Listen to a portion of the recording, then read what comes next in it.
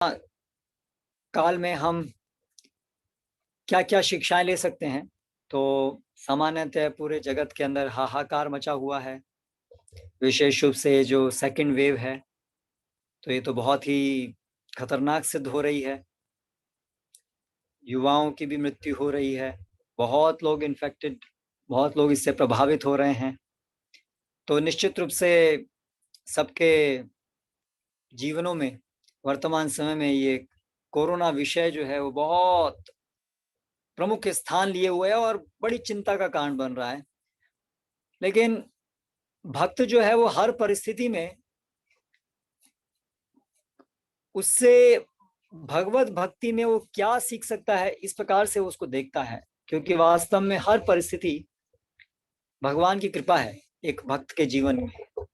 चाहे वो सुख का समय है, चाहे वो दुख का समय है, चाहे भौतिक सुख है, चाहे भौतिक दुख है, लेकिन एक भक्त के लिए वो भगवान कृष्ण की कृपा है। और अगर वो कृष्ण भावना मृत के दृष्टिकोण से देखता है तो हर चीज से वो भगवान का उसमें क्या इंडिकेशन है, भगवान उससे क्या सिखा रहे हैं, वो इस बात को समझ सकता है। तो यही हमारी आज की कक्षा का विषय है कि हम इससे क्या क्या सीख सकते हैं आध्यात्मिक जीवन के अंदर। तो इसके लिए हम एक श्लोक आज पढ़ने जा रहे हैं, श्रीमद् भागवतम के सप्तम स्कंद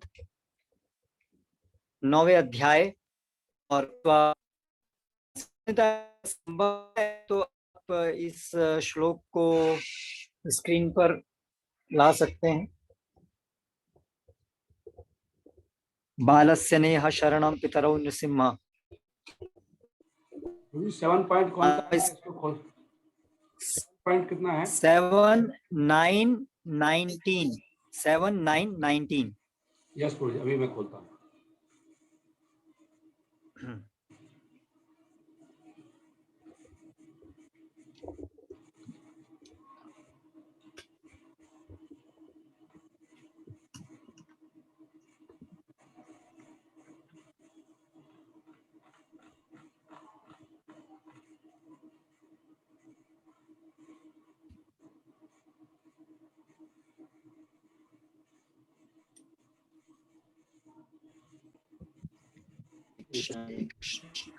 यही है ना 7, 9.19?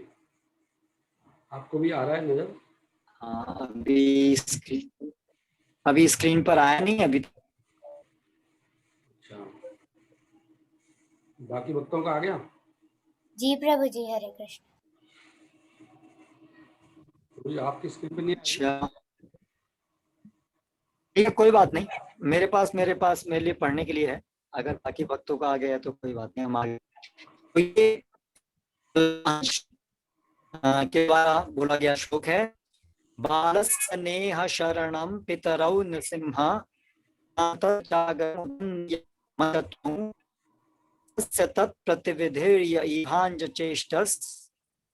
तावत् विभो तनुभृताम तदुपेक्षितानाम। अनुवाद और तात्पर्य श्रील प्रभुपाद जी के द्वारा। हे नृसिंहदेव, हे परमेश्वर, आत्म बुद्धि के कारण आपके द्वारा उपेक्षित देहधारी जीव अपने कल्याण के लिए कुछ भी नहीं कर पाते। वे जो भी उपचार स्वीकार करते हैं उनसे यद्यपि कदाचित क्षणिक लाभ पहुंचता है, किंतु वे स्थायी नहीं रह पाते। उदाहरणार्थ, माता तथा पिता अपने बालक की रक्षा नहीं कर पाते, वैद्य तथा दवा रोगी का कष्ट दूर नहीं कर पाते, तथा समुद्र में कोई नाव डूबते हुए मनुष्य नहीं चाहिए। माता पिता की देख से, विभिन्न रोगों की दवा से, तथा जल स्थल और वायु में शिक्षा के साधनों से भौतिक जगत के विभिन्न कष्टों से छुटकारा पाने का प्रयास किया जाता है, किंतु उनमें से किसी एक के भी द्वारा सुरक्षा निश्चित नहीं है। मनुष्य को भले ही उनसे क्षणिक लाभ मिल जाए, किंतु इनसे स्थायी लाभ नहीं पहुंचता। माता पिता के रहते हुए बच्चों को आकस्मिक मृत्यु, रोग तथा अन्य कष्टों से बचाया नहीं जा सकता। कोई भी, यहाँ तक कि माँ बाप भी उसकी सहायता नहीं कर सकते। अंततोगत्वा भगवान की शरण बनते हैं, भगवान ही शरण बनते हैं, और जो कोई उनकी शरण ग्रहण करता है उसकी रक्षा हो जाती है। यह ध्रुव है। जैसा कि भगवान ने स्वयं भगवत गीता 9:31 में कहा है, कौन्तेय प्रतिजानीहि न मे भक्तः प्रणश्यति। हे कुंती पुत्र, तुम निर्भय होकर यह घोषित कर दो कि भगवान का भक्त कभी मरता नहीं। अतएव जब तक कोई भगवान की अहेतुकी कृपा द्वारा रक्षित न हो, तब तक कोई उपचार सफलता पूर्वक काम नहीं करता। फलस्वरूप मनुष्य को अहेतुकी भगवत कृपा पर पूरी तरह निर्भर रहना चाहिए। यद्यपि नैतिक कर्म के रूप में अन्य उपचार विधियों को स्वीकार किया जाना चाहिए, किंतु जो व्यक्ति भगवान द्वारा उपेक्षित है उसकी रक्षा कोई नहीं कर पाता। इस भौतिक जगत में प्रत्येक व्यक्ति प्रकृति के आक्रमण का सामना करता है, किंतु अंततोगत्वा वह प्रकृति के वशीभूत हो जाता है। अतएव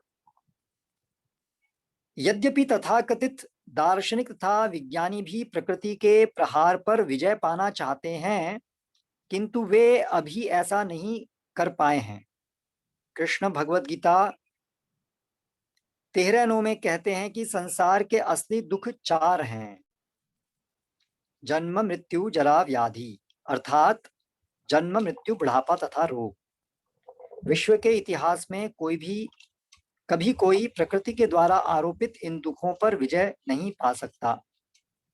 प्रकृतेः क्रियमाणानि गुणैः कर्माणि सर्वशः। प्रकृति इतनी प्रबल है कि कोई भी उसके कठोर नियमों पर विजय नहीं पा सकता।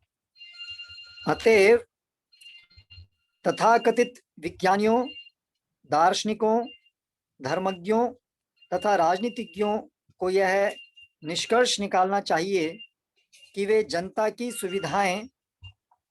को सुविधाएं प्रदान नहीं कर सकते। उन्हें जनता को जागृत बनाने के लिए विकट प्रचार करना चाहिए और उन्हें कृष्ण भावनामृत के स्तर तक उठाना चाहिए। हमारे द्वारा विश्व भर में कृष्ण भावनामृत को प्रसारित करने का जो विनम्र प्रयास किया जा रहा है, वह शांतिमय एवं सुखी जीवन लाने की एकमात्र औषधि है। हम भगवत कृपा के बिना कभी सुखी नहीं बन सकते। त्वत् उपेक्षितानाम। यदि हम अपने परम पिता को अप्रसन्न करते हैं तो न तो हम इस भौतिक जगत में, न स्वर्ग लोक में, न ही अधोलोक में कभी भी सुखी बन सकेंगे। ओम ज्ञानतिमिरान्धस्य ज्ञानञ्जनशलाकया चक्षुरुन्मीलितं येन तस्मै श्रीगुरवे नमः। श्रीचैतन्यमनोभीष्टां स्थापितं येन भूतले स्वयं रूप कदा मह्यं ददाति स्वपदान्तिकम्। वन्देऽहं श्रीगुरो श्रुतः पदकमलं श्रीगुरून् वैष्णवांश्च श्रीरूपं साग्रजातं सहगण रघुनाथान्तां सजीवं साद्वैतं सावधूतं परिजन सहितं कृष्ण चैतन्य देवं श्री राधा कृष्ण पादान् सहगण ललिता श्री विशाखान्वितांश्च। जय श्री कृष्ण चैतन्य प्रभु नित्यानंद श्री अद्वैत गदाधर श्रीवासादि गौर भक्त वृंद। हरे कृष्ण कृष्ण कृष्ण हरे हरे, हरे राम राम राम हरे हरे। तो ये जो श्लोक हमने पढ़ा, इसमें कुछ उदाहरण दे रहे हैं प्रहलाद महाराज कि कैसे हमारे कितने भी प्रयास हों, लेकिन अगर हम भगवान के द्वारा उपेक्षित हैं तो ये सब प्रयास विफल होते हैं। जैसे कि बालक को माता पिता शरण नहीं दे सकते, रोगी को डॉक्टर शरण नहीं दे सकते, गारंटी नहीं दे सकते, नाविक को नाव शरण नहीं दे सकती। तो उसी प्रकार से जो भी भगवान आपके द्वारा उपेक्षित हैं, वो कितना भी प्रयास कर लें, प्रकृति के द्वारा जो कष्ट उनको दिए जाते हैं उससे बचने का, वे उससे कभी नहीं बच पाएंगे। तो वर्तमान समय में जो परिस्थिति से हम गुजर रहे हैं, तो ये जो तथ्य इस श्लोक में वर्णित है वो बहुत स्पष्ट रूप से आज प्रकट हो रहा है। कृष्ण भक्त के लिए तो वास्तव में ये तथ्य सदैव प्रकट है। केवल ऐसा नहीं कि कोरोना समय में ही ये चीज सत्य है, बाकी समय में सत्य नहीं थी। ये जो सत्य तो हमेशा सत्य रहता है, किंतु ऐसे समय में जब इस प्रकार से बहुत कोई प्राकृतिक आपदा आती है विशेष रूप से, तब जन सामान्य के लिए भी ये एक बहुत प्रकट रूप में प्रस्तुत होता है कि वास्तव में इस भौतिक जगत में हमारे प्रयास कितने फीबल, कितने कमजोर हैं। जो भी हमारी योजनाएं हैं वो कितनी क्षणभंगुर हैं, और हमारा जो पूरा अस्तित्व है, जो हमारा प्लेटफॉर्म जिस पे हम टिके हुए हैं, वो कितना अस्थायी है। और जो भी हमारा जीवन की जो दिशा है, जो हम सोच रहे हैं कि ये हमारा जीवन इस जगत को अच्छा सुखमय बनाने के जो सारे प्रयास हैं, वो कैसे अंततः निरर्थक हैं। ऐसी बहुत सारी चीजें जो हैं वो बहुत स्पष्ट रूप से दिखती हैं ऐसे समय में। लेकिन विशेष रूप से ऐसे लोगों को जो कुछ विचारवान हैं, या तो किसी न किसी तरह से भक्तों से कहीं श्रवण करते हैं, जो बहुत अधिक इस भौतिक जगत में लिप्त हैं, उनको गोखर की तरह से हैं, उनको तो ऐसी विपद अवस्था आने पर भी उनकी आंखें नहीं खुलती हैं। इसलिए कोरोना समय है तो हम देख रहे हैं, फिर भी ज्यादातर लोग तो इस तथ्य को अभी भी नहीं समझ रहे हैं। किंतु हम सभी के लिए ये जो समय है, ये हमारे लिए कृष्ण भावनामृत के लिए बहुत सारी चीजें हमको सिखाने वाला है। तो सर्वप्रथम तो जब ऐसी अवस्था आती है, भगवान हैं ये इस बात का प्रमाण है। ऐसे जो संयोग बनते हैं, भगवान है वो हर समय विदित होता है। श्री प्रभुपाद से कई बार पूछते, can you show me God, क्या आप मुझे भगवान दिखा सकते हैं? प्रभुपाद जी बोलते थे, yes why not, you can see God, everybody can see God any time all the time. हर व्यक्ति भगवान को हर समय देख सकता है, अगर उसके पास आंखें हैं तो।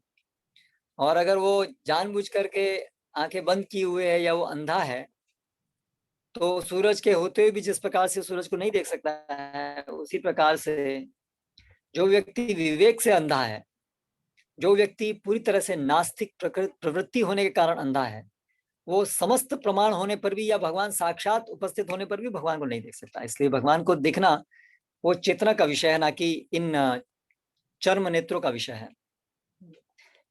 लेकिन कम से कम जो विवेकवान है और जो बहुत अधिक आसुरी बुद्धि से ग्रस्त नहीं है, जब मृत्यु सामने आती है, जब मृत्यु होती है, तो वो इस बात को स्पष्ट करती है कि भगवान है, हम नियंत्रण करता नहीं है, हम नियंत्रित हैं। श्री प्रभुपाद इस बात को बोलते थे। भगवान की उपस्थिति को समझने के लिए ये साधारण विषय कि हम नियंत्रित हैं, ये दिखाता है कि कोई नियंत्रण करता है। हम नियंत्रित हैं, ये दिखाता है कि कोई नियंत्रण करता है। ये सबूत है कि नियंत्रण करता मतलब भगवान है। तो ये मृत्यु एक ऐसी चीज है जो बहुत स्पष्ट तरीके से ये दिखाती है कि हम नियंत्रित हैं। एक मूर्ख से मूर्ख व्यक्ति को भी ये चीज समझ में आनी चाहिए, आ सकती है कि मृत्यु है तो इसका मतलब हम नियंत्रित हैं। लेकिन फिर भी जो असुर वैज्ञानिक हैं, असुर लोग हैं, उनको मृत्यु दिखने पर भी, मृत्यु के बारे में पता होने पर भी वो इस बात को नहीं स्वीकार करते। तो वो तो है ही आसुरी बुद्धि के कारण कभी भी स्वीकार नहीं करेंगे। तमाम दुष्कृतिनो मूढ़ा प्रपद्यन्ते नराधमा मायया अपहृत ज्ञान आसुरम भावमाश्रिताः।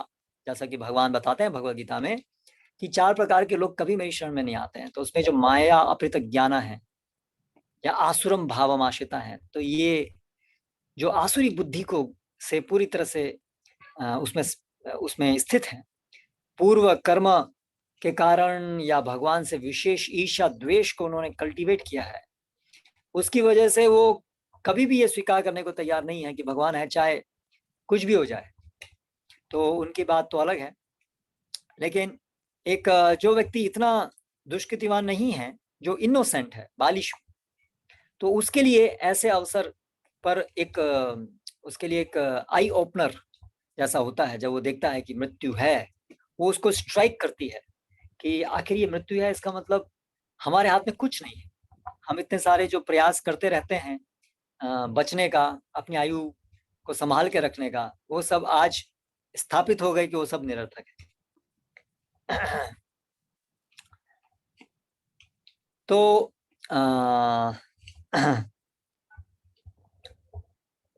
इस भौतिक जगत के अंदर सामान्यतः सभी लोग या तो भगवान पर विश्वास नहीं करते हैं, या तो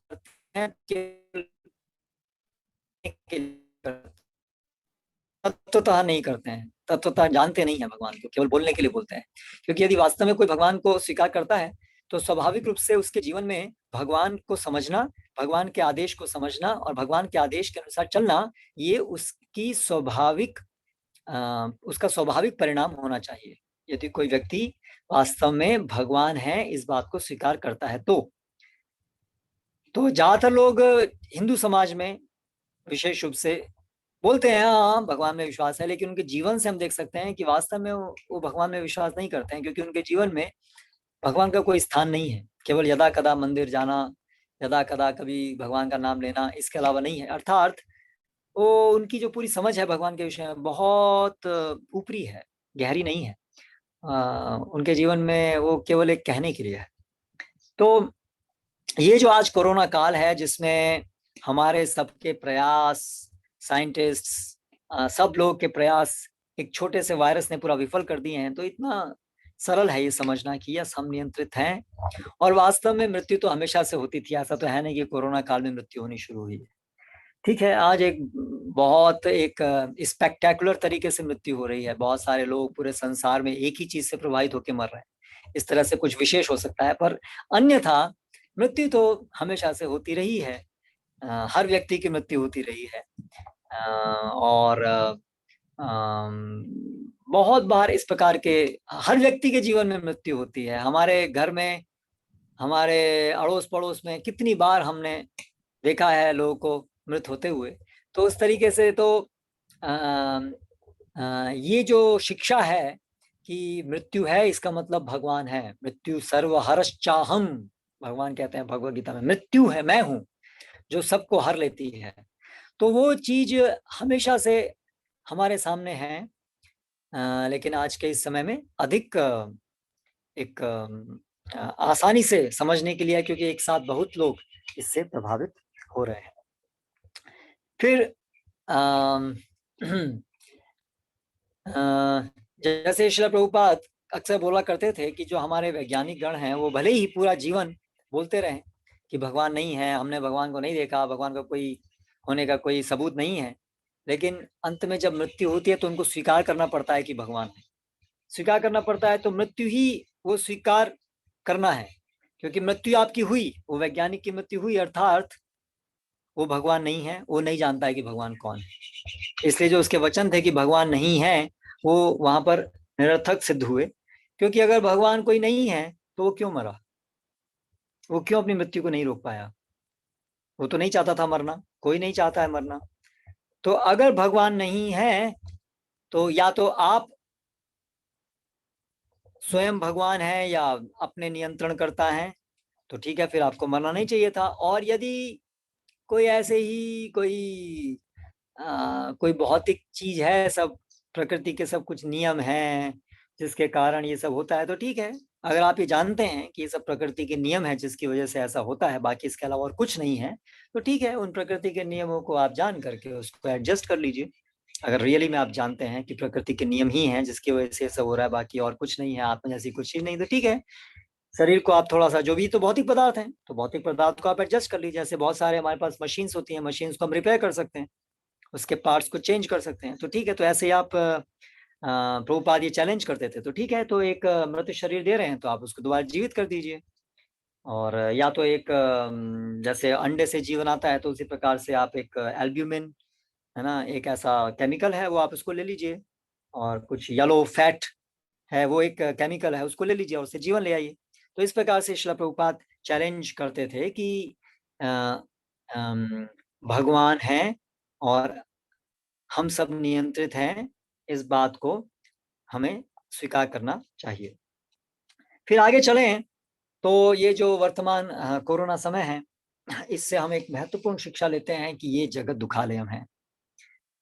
भगवान जैसे कि भगवद गीता में बताते हैं, और यहाँ पर भी इस श्लोक में जो हमने पढ़ा उसमें प्रभुपाद जी बताते हैं, जन्म मृत्यु जरा व्याधि दुख दोषानुदर्शनम। ये 13वें अध्याय में जहाँ पर ज्ञान को समझाया गया है, ज्ञान अर्थात जिससे कोई चीज आख्याति प्रस्तुत होती है, व्यक्त होती है, प्रकट होती है, उसको ज्ञान कहते हैं। वो पद्धति जिससे कोई चीज प्रकट होती है। तो यहाँ पर शास्त्रों में ज्ञान अर्थात जिससे परम सत्य प्रकट होता है, परम सत्य को हम समझ सकते हैं जिस पद्धति से, उसको ज्ञान कहते हैं। तो उसके जो अलग अलग अंग बताए हैं ज्ञान के, तो उसमें एक अंग है कि इस बात को समझना कि जन्म मृत्यु जरा व्याधि दुख दोषानुदर्शनम, इस बात को समझना कि जन्म मृत्यु जरा व्याधि ये दुख है इस भौतिक जगत के। तो दुखालयम अशाश्वतम, भगवान बताते हैं कि भौतिक जगत दुखालयम है और अशाश्वत है। तो आप देखिए इस जगत में लोग कितने कन्विंस्ड हैं कि हम इस भौतिक जगत को एडजस्ट कर लेंगे इस तरीके से कि ये भौतिक जगत दुखालयम नहीं रहेगा, हम इसको चेंज कर सकते हैं। जो भी दुख है हम उसका निवारण कर सकते हैं। We can make this world a better place to live. हम इस भौतिक जगत को एक अच्छा स्थान बना सकते हैं रहने के लिए। ये बहुत गहरी सोच है, बहुत गहरा विश्वास है सब लोगों का। तो इसलिए पूरी हिस्ट्री में आदमी हमेशा इतनी सारी विफलताओं के बाद भी उठता है, दोबारा प्रयास करता है, कुछ और अनुसंधान करता है, कुछ जो भी समस्या है उसका समाधान ढूंढता है, प्रयास करता है। और इस प्रकार से हमारी पूरी ह्यूमन हिस्ट्री दिखाती है कि ये बहुत अटूट विश्वास है कि कैसे ना कैसे कभी ना कभी तो हम इस भौतिक जगत को ऐसा बना देंगे जिससे कि इसमें सब दुख खत्म हो जाएंगे। हाँ, तो ये एक बहुत बड़ा मिसकंसेप्शन है। ये जगत कभी भी किसी भी तरीके से यहाँ पर सुख नहीं है, यहाँ पर केवल दुख है। तो जो भी हमारे इस भौतिक जगत में सुखी रहने के प्रयास हैं, वो सब अंततः फेलियर है, विफल है। हमारे जो सुखी रहने के प्रयास हैं इस भौतिक जगत में, वो इंद्रिय सुख के प्रयास है, क्योंकि हम ये सोचते हैं कि हम शरीर हैं, शरीर के सुखों से हम सुखी हो जाएंगे। शरीर के अंदर इंद्रियां भी आ गई, शरीर के अंदर मन बुद्धि भी आ गई, हमारा मिथ्या अहंकार भी आ गया, सूक्ष्म और स्थूल शरीर ये दोनों हैं। और हमारा ये बहुत गहरा विश्वास है, हम भक्त भी हैं तो भी इस अनर्थ से निकलना आसान नहीं है कि इंद्रिय सुख सुख है। ये एक बहुत बड़ा अनर्थ हमारे अंदर भी रहता है, इसलिए तो हम भक्ति में तीव्र नहीं हो पाते हैं। और जो लोग भक्त नहीं हैं उनके लिए तो ये उनको रियलिटी दिखता है कि यही सच्चाई है कि इस जगत में सुख है, इंद्रिय सुख सुख है।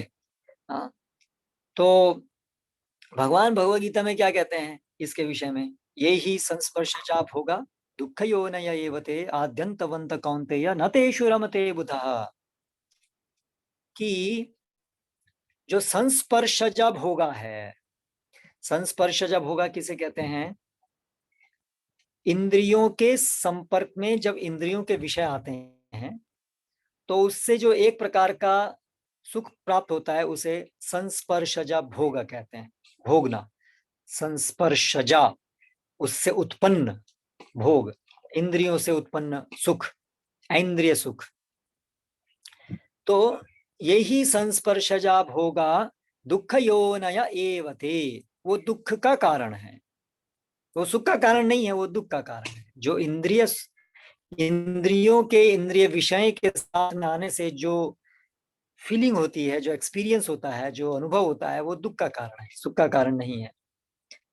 आद्यंतवंत कौन्तेय न तेषु रमते बुधा, उसका एक आदि है, उसका एक अंत है, जो भी हमें भोग प्राप्त होता है इंद्रियों के द्वारा। और इसीलिए बुधा जो बुद्धिमान है वो ऐसे सुख के पीछे नहीं भागते हैं।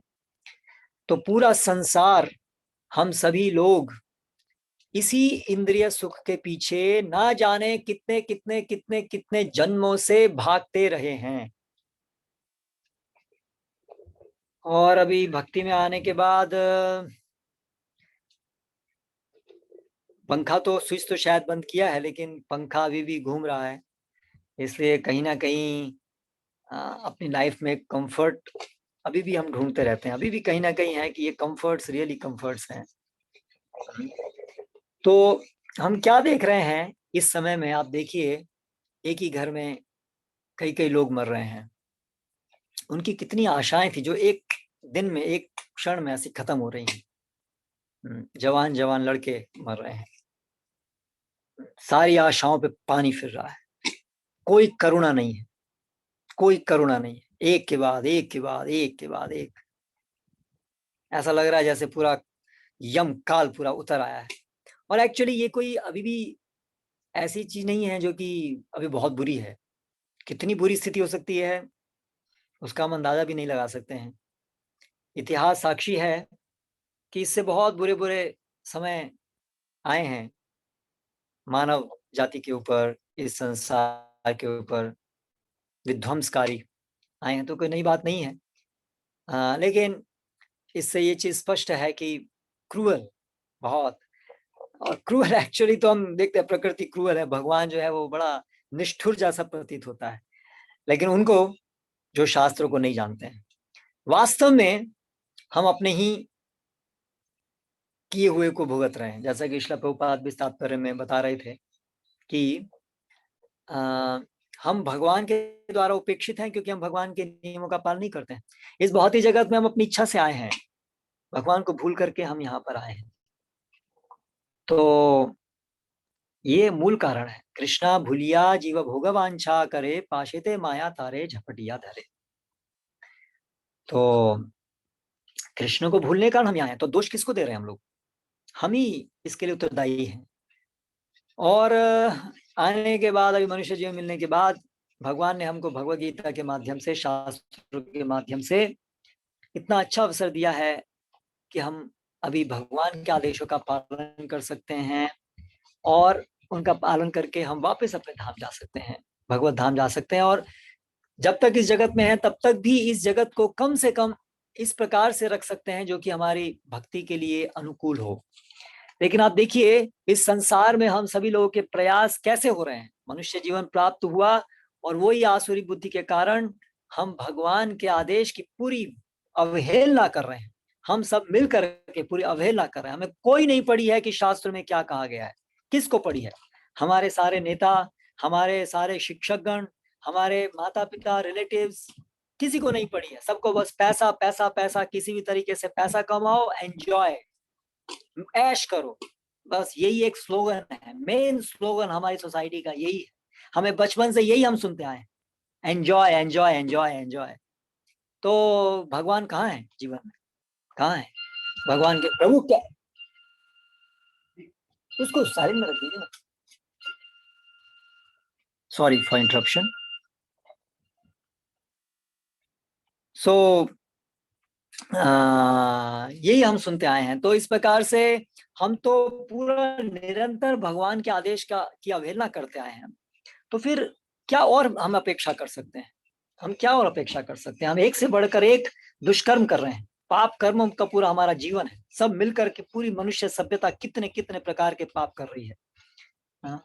गो हत्या, भ्रूण हत्या, सभी प्रकार के केमिकल्स को प्रकृति में डालना, एक से बढ़कर एक पाप करते में हम लगे हुए हैं, है ना। जो 4 महापाप है उन सब के सब में आप देखिए कितने लोग लगे हुए हैं। सुबह से लेके शाम तक हमारा जीवन में सामान्यतः क्या होता है? सब लोगों के जीवन कैसे चल रहे हैं? तो और क्या अपेक्षा करेंगे हम?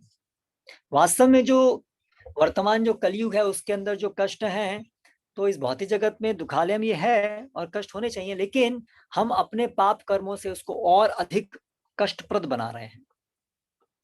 और सबसे बड़ा कष्ट है कि वो हमें भगवान से दूर ले जा रहा है।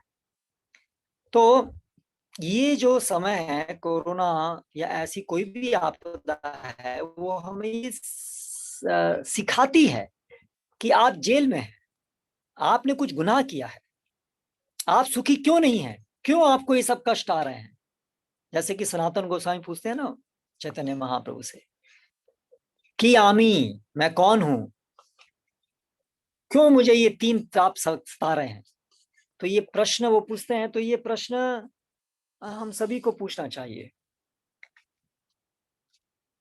लेकिन हम नहीं पूछते हैं और पूरी तरह से अनदेखा करके भगवान का अपने हिसाब से इस जगत को बनाना चाहते हैं। तो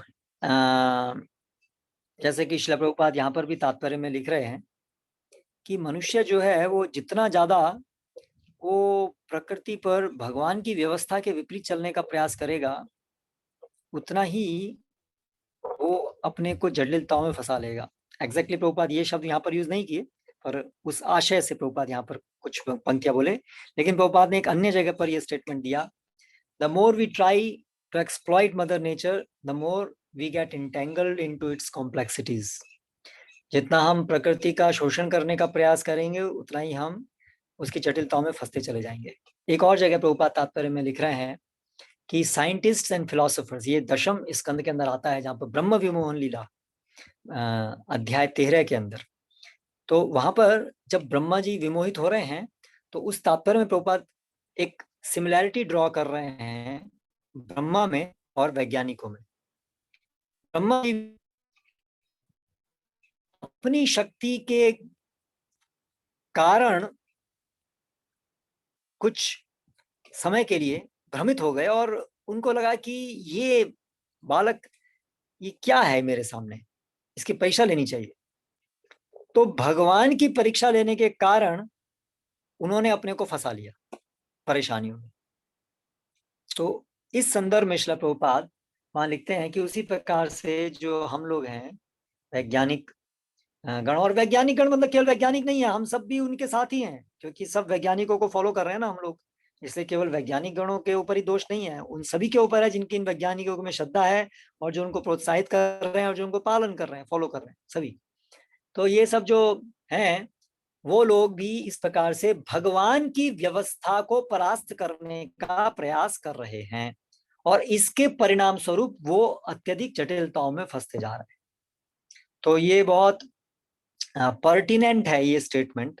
हमारे आज की परिस्थिति को हम अगर देखें तो हमारा पूरा यही विश्वास है और यही प्रयास है कि भगवान की व्यवस्था के विरुद्ध चलना। हमको अपनी मैन मेड सिस्टम बना के हमको अपने हिसाब से जगत को चलाना है, अपने हिसाब से जगत को मोल्ड करना है। करेक्ट। भगवान की व्यवस्था, भगवान जैसी कोई चीज नहीं है, और अगर है तो है, रहे अपने स्थान पर। हमारे पास शक्ति है कि हम अभी ये जगत हमारे हाथ में है, हम इसको अपने हिसाब से जैसा चाहिए वैसा इसको हम मोल्ड करेंगे। अपने जीवन को सुखमय बनाने के लिए इसको हम प्रकृति के नियमों को जानकर उसको तोड़ेंगे मरोड़ेंगे, अपने हिसाब से उसको यूज करेंगे। ये हमारी एक मेंटालिटी है। तो ये जो सारा आधुनिकीकरण है उसी की वजह से हो रहा है। तो लेकिन हो क्या रहा है कि हम अधिक से अधिक समस्याओं को उदित कर रहे हैं, अधिक से अधिक जटिलताएं बनाते जा रहे हैं। एक बहुत सुंदर किताब है, कुछ कर्मी लोग हैं उन्होंने लिखी है, लेकिन बुद्धिमान लोग हैं, टेक्नोफिक्स। आप लोग ये किताब देख सकते हैं, अच्छी किताब है, जिसमें बताया है कि कैसे हम ये टेक्नोलॉजी को यूज कर रहे हैं लाइफ को कंफर्टेबल बनाने के लिए, और अनुभव करते हैं कि टेक्नोलॉजी से समस्याएं उत्पन्न होती हैं, लेकिन हम सोचते हैं कि और ज्यादा टेक्नोलॉजिकल इंप्रूवमेंट करके हम टेक्नोलॉजी से उत्पन्न समस्याओं का निवारण कर लेंगे। तो इसमें एक लॉजिकल फ्लॉ है कि टेक्नोलॉजी में इनहेरेंटली प्रॉब्लम्स को क्रिएट करने की क्षमता है।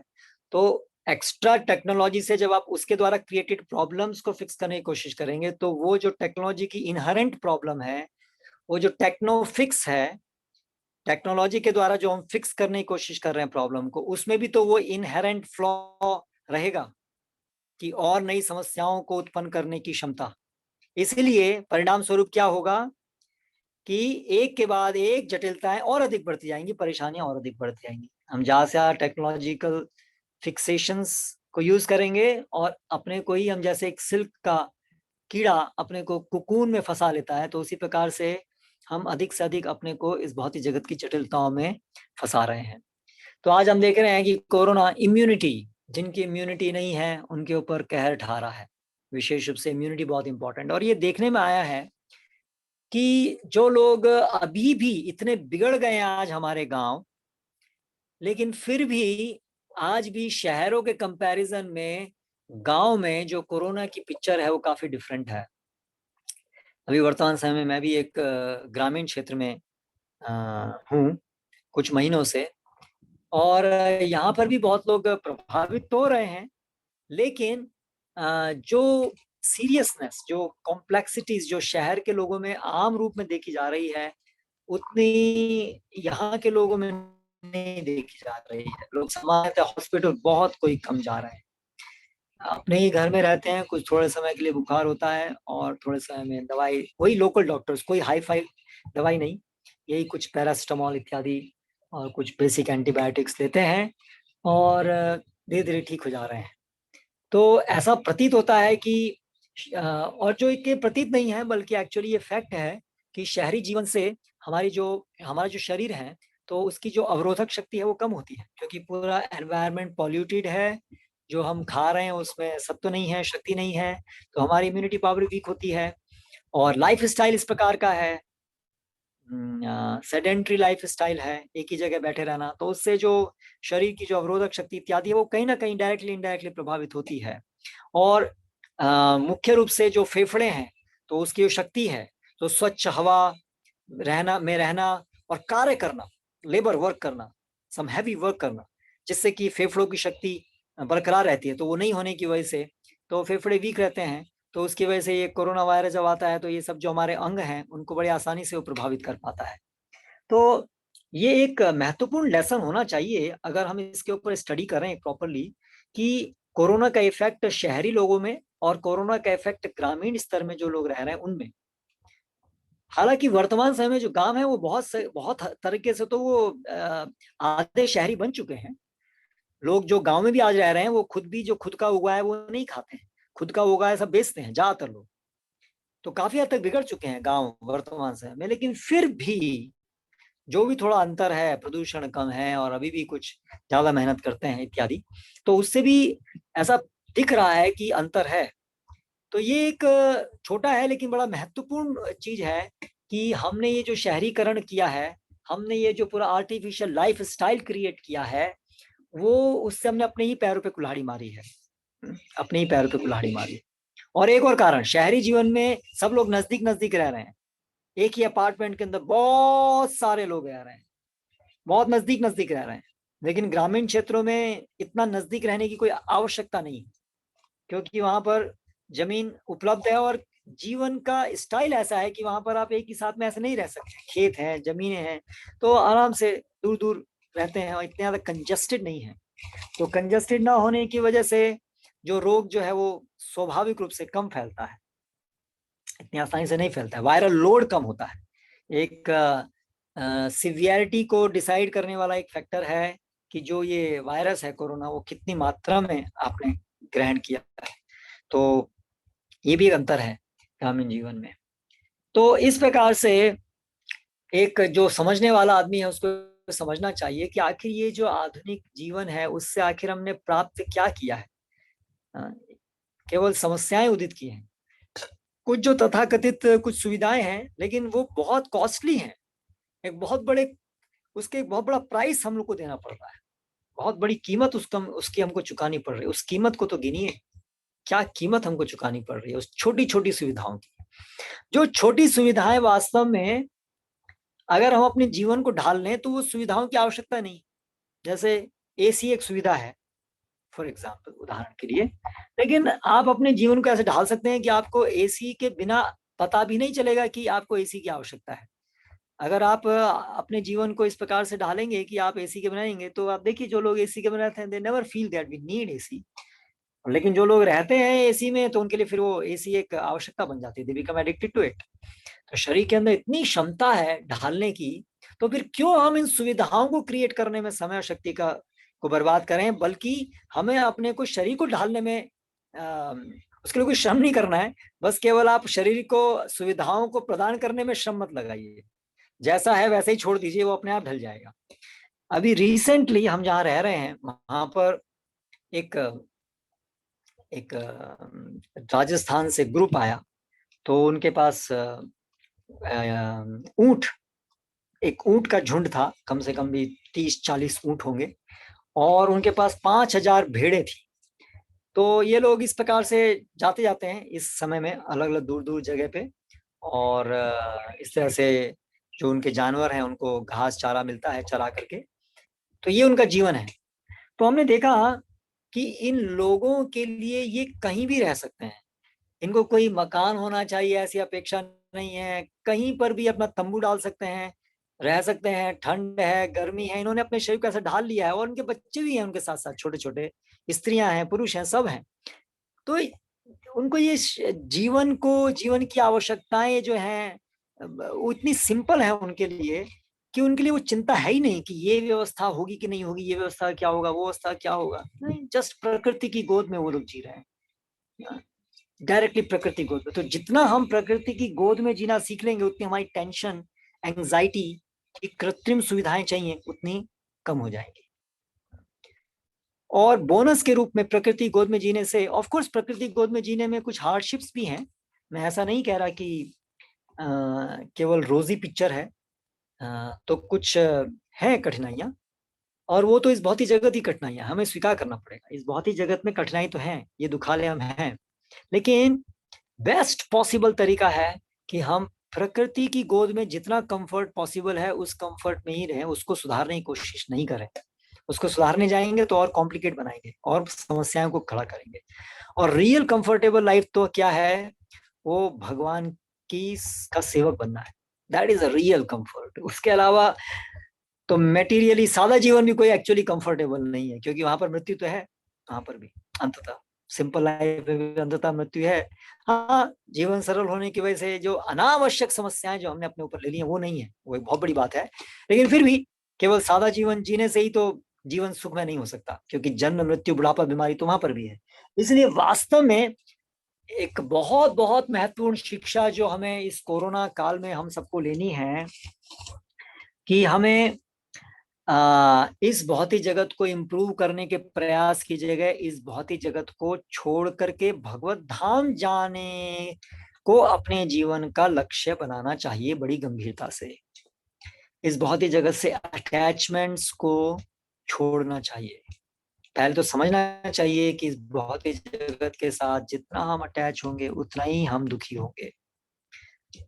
ये कोरोना की वजह से दुख क्यों है, क्योंकि हम अटैच्ड हैं शरीर से, इसलिए दैट्स इट। जीव कृष्णदास यही विश्वास कर ले तो आर दुख नहीं। अगर हमें ये विश्वास हो कि हम कृष्णदास हैं, हम इंद्रिय भोगी नहीं हैं, अगर हम शरीर से अटैच नहीं हैं, हम शारीरिक सुखों से अटैच नहीं हैं, तो फिर हमारा दुख है। लेकिन शरीर से डिटैच होने के लिए, भौतिक जगत से डिटैच होने के लिए अंततः तो जरूरी है कि हम भगवान की सेवा से बहुत अधिक अटैच्ड हो जाएं। जब तक भगवान की सेवा से बहुत अधिक आसक्त नहीं होंगे, तब तक भौतिक जगत से हमारी आसक्ति नहीं छूटेगी। ये दोनों चीज साथ साथ चलती हैं। तो इसीलिए ये एक बहुत महत्वपूर्ण शिक्षा है कोरोना काल में कि इस भौतिक जगत से ये जो भी अटैचमेंट्स हमारे हैं उसको काट के हमको फेंकना होगा। अभी हम भक्ति कर रहे हैं, हम समझ रहे हैं कि हमें इस भौतिक जगत से अटैच नहीं होना चाहिए, वस्तुतः ये एक नाम अपराध है ना, to maintain material attachments even after understanding so many instructions in this regard. इस भौतिक जगत में हमने सुना है कि आसक्त नहीं होना चाहिए, फिर भी भौतिक आसक्तियां बनाए रखना, तो ये एक नाम अपराध है। तो भौतिक आसक्तियां अलग अलग स्तर पे हैं हमारी, तो वो हमें समझनी होंगी। कुछ पहले तो ग्रॉस लेवल पर आसक्तियां हैं, ग्रॉस स्थूल स्तर पे जो इंद्रिय भोग की इच्छाएं हैं हमारी, उनको त्यागना, और सूक्ष्म स्तर पे भी हमारी भोग करने की इच्छाएं हैं, जैसे कि केवल हम जीवित रहें, हम मरे नहीं, कभी भी हम अमरण नहीं हो, ये भी एक बहुत एक इच्छा है, टू मेंटेन वंस एग्जिस्टेंस, ये बहुत अच्छा है। तो ये भी एक अटैचमेंट है, शारीरिक अटैचमेंट है। या जैसे हम देख सकते हैं भक्तों के जीवन में भी, तो हम भगवान की सेवा करते हैं, लेकिन जब तक शरीर भी भौतिक सुख भी है तब तक उत्साही रहते हैं सेवा करने में, और जहाँ पर कुछ भौतिक दुख आता है तो वहां पर भगवान की सेवा करने के लिए भी हम निराश हो जाते हैं। मुझे आशा है आप लोगों ने ये ऑब्जर्व किया होगा अपने जीवन में। मैं तो बहुत करता हूँ। ये एक आरंभिक अवस्था का लक्षण है कि जब हम भौतिक जगत का सुख भी अनुभव कर रहे हैं तो हमें बड़े उत्साही रहते हैं हम सेवा करने के लिए भी। लेकिन वास्तव में सेवा की परीक्षा तो ये है कि जब दुख है तब भी हम उतने ही उत्साही रहें सेवा करने के लिए। वो दिखा रहा है कि हमारा जो सेवा करने का उत्साह था वास्तव में उस सेवा का ही उत्साह था, मिश्रित नहीं था। लेकिन ऐसा जनरली बड़ा मुश्किल है होना। तो अभी जैसे कोरोना का समय है, तो अगर किसी की मृत्यु हो जाती है हमारे आसपास में जानने वालों की, तो हमें बहुत दुख होता है। ठीक है, दुख तो होगा, लेकिन उस दुख का परिणाम नहीं होना चाहिए कि हमारी भगवान के नाम लेने में, भगवान की सेवा करने में किसी प्रकार की कोई शिथिलता है। तो ये कैसे संभव होगा? वो संभव होगा जब हम एक पूरी तरह से अपनी ये जो वर्ल्ड व्यू है, इस जगत को देखने का, हमारे इस जगत से क्या संबंध है, हमारा हेतु क्या है, उसको पूरा उसमें एक बदलाव की आवश्यकता है। सामान्यतया हम इस भौतिक जगत को अपना एक स्थायी स्थान के रूप में देखते हैं। ये मेरा रहने की जगह है, इसलिए मुझे अभी इसको बहुत ठीक ठाक करना है, क्योंकि मुझे बहुत लंबे समय रहना है। लंबा समय, कितना लंबा समय? चिरकाल। कभी मैं यहाँ से नहीं जाना चाहता। इसको इतना अच्छे से अरेंज करना है ना। हम अपना बढ़िया सा घर बनाते हैं, खूब मेहनत करते हैं, खूब अपनी सब इच्छाएं, सब सपने अपने संजोते हैं, ऐसा होना चाहिए, वैसा होना चाहिए। इस तरह से अपनी पूरी लाइफ को हम ऐसा बहुत शक्ति लगाते हैं, उसमें बहुत समय लगाते हैं उसको बहुत सुंदर बनाने के लिए। ये क्या दिखाता है कि हम यही विचार करते हैं अंतःकरण में कि ये स्थायी स्थान है मेरा रहने का, इसलिए इसको बहुत अच्छे से बनाना है। लेकिन एक भक्त को का वर्ल्ड व्यू क्या होना चाहिए कि ये तो एक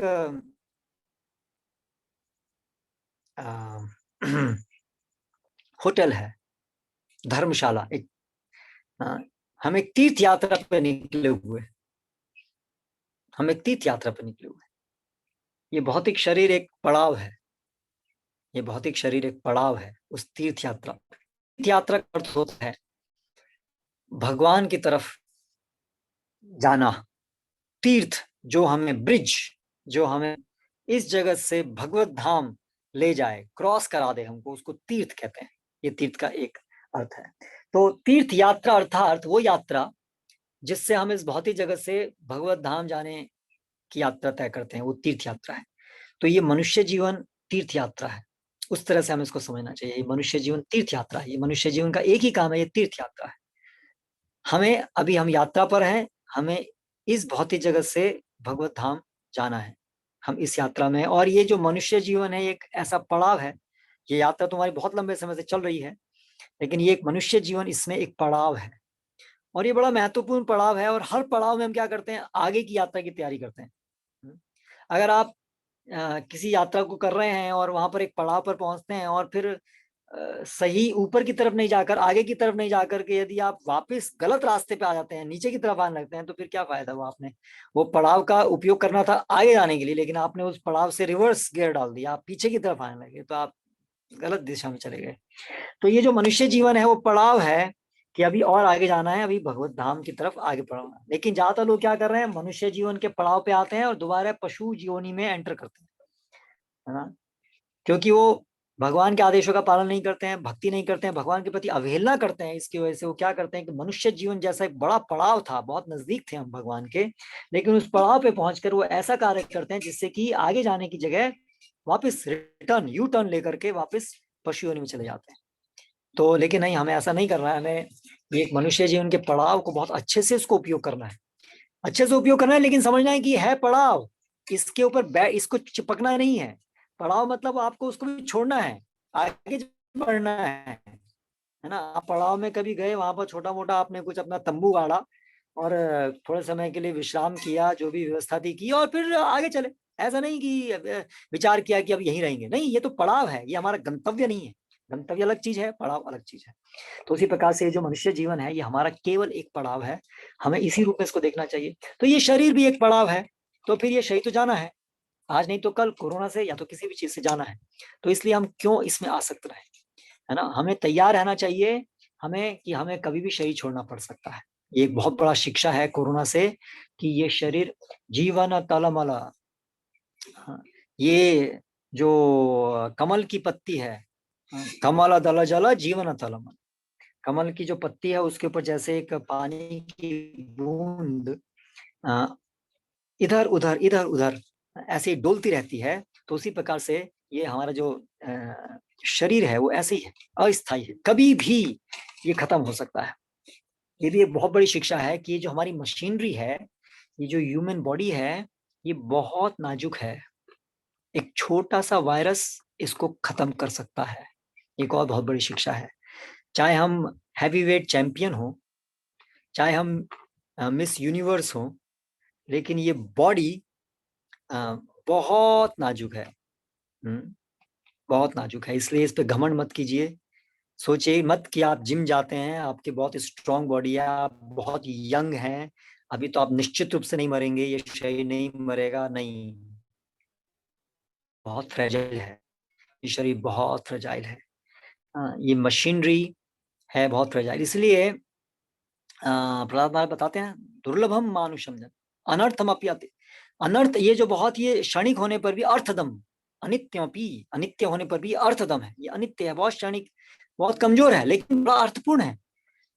ये भी बात इंपॉर्टेंट समझने की है कि ये मनुष्य शरीर बहुत कमजोर है, जैसे कि बाकी सभी शरीर भी कमजोर हैं, यही शरीर भी कमजोर है क्योंकि ये भौतिक है, इसलिए कमजोर है। भौतिक शरीर मतलब क्या? जिसका एक आदि है, जिसका एक अंत है, इसलिए ये नश्वर है।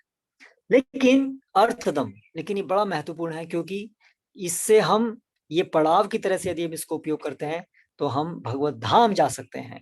हम हमेशा हमेशा के लिए अपने इस भौतिक जगत से संबंध को काट सकते हैं, ये बेड़ियों को हम काट सकते हैं जो हमें इस जन्म मृत्यु बुढ़ापा बीमारी के संसार में बांधे हुए हैं, और वापस अपने घर जा सकते हैं, भगवान की शरण में जा सकते हैं, भगवान की के नित्य सेवक की जो हमारी स्थिति है उसको हम प्राप्त कर सकते हैं। तो तैयारी करनी है हम सबको। हमें इस जगत में इस मृत्यु से हमेशा इस मृत्यु से लड़ना वो हमारे जीवन का परम लक्ष्य नहीं है। ठीक है, यथासंभव हम इस शरीर को मेंटेन करने का प्रयास करें, इसलिए जिससे कि हम इस शरीर का उपयोग भगवान की सेवा में कर सकें, वो ठीक बात है।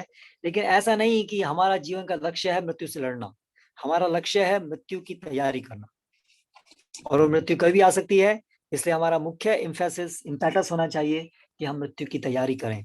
हमें अपने को हमेशा देखना चाहिए कि आज भी मृत्यु हो सकती है, क्या हम तैयार हैं? क्या हमने अपनी चेतना को भगवान की सेवा में लगा लिया है? क्या हमने अपनी मन बुद्धि इंद्रियों को पूर्ण रूप से भगवान की सेवा में नियोजित कर लिया है? क्या हमारे अनर्थ, हमारी आसक्तियां इस भौतिक जगत की शिथिल हो चुकी हैं? नहीं, तो आज एक बड़ा अवसर है, हर दिन एक बहुत बड़ा अवसर है इन आसक्तियों को कम करने का, काटने का, भगवान के साथ आसक्ति को बढ़ाने का। हर दिन एक बहुत सुनहरा अवसर है, एक बहुत सुनहरा समय है, गोल्डन टाइम। वो जो हर दिन के साथ उडीलो उरुणा, जो दिन उग रहा है उसके साथ वो जाने की तैयारी भी कर रहा है, लेकिन उस बीच में हम उसका उपयोग कर सकते हैं भगवान के साथ अपनी संबंध को और प्रगाढ़ करने के लिए। तो कोरोना से ये एक बहुत महत्वपूर्ण शिक्षा हमें लेनी चाहिए कि हमें हमेशा तैयार रहना है, तैयारी करते रहना है कि मृत्यु कभी भी आ सकती है, आसपास यहीं कहीं मंडरा रही है, यहीं कहीं है, मृत्यु हमेशा नजदीक ही है, मृत्यु कोई बहुत रफ्तार है उसकी। तो इसलिए हमें हमेशा से तैयार रहना है।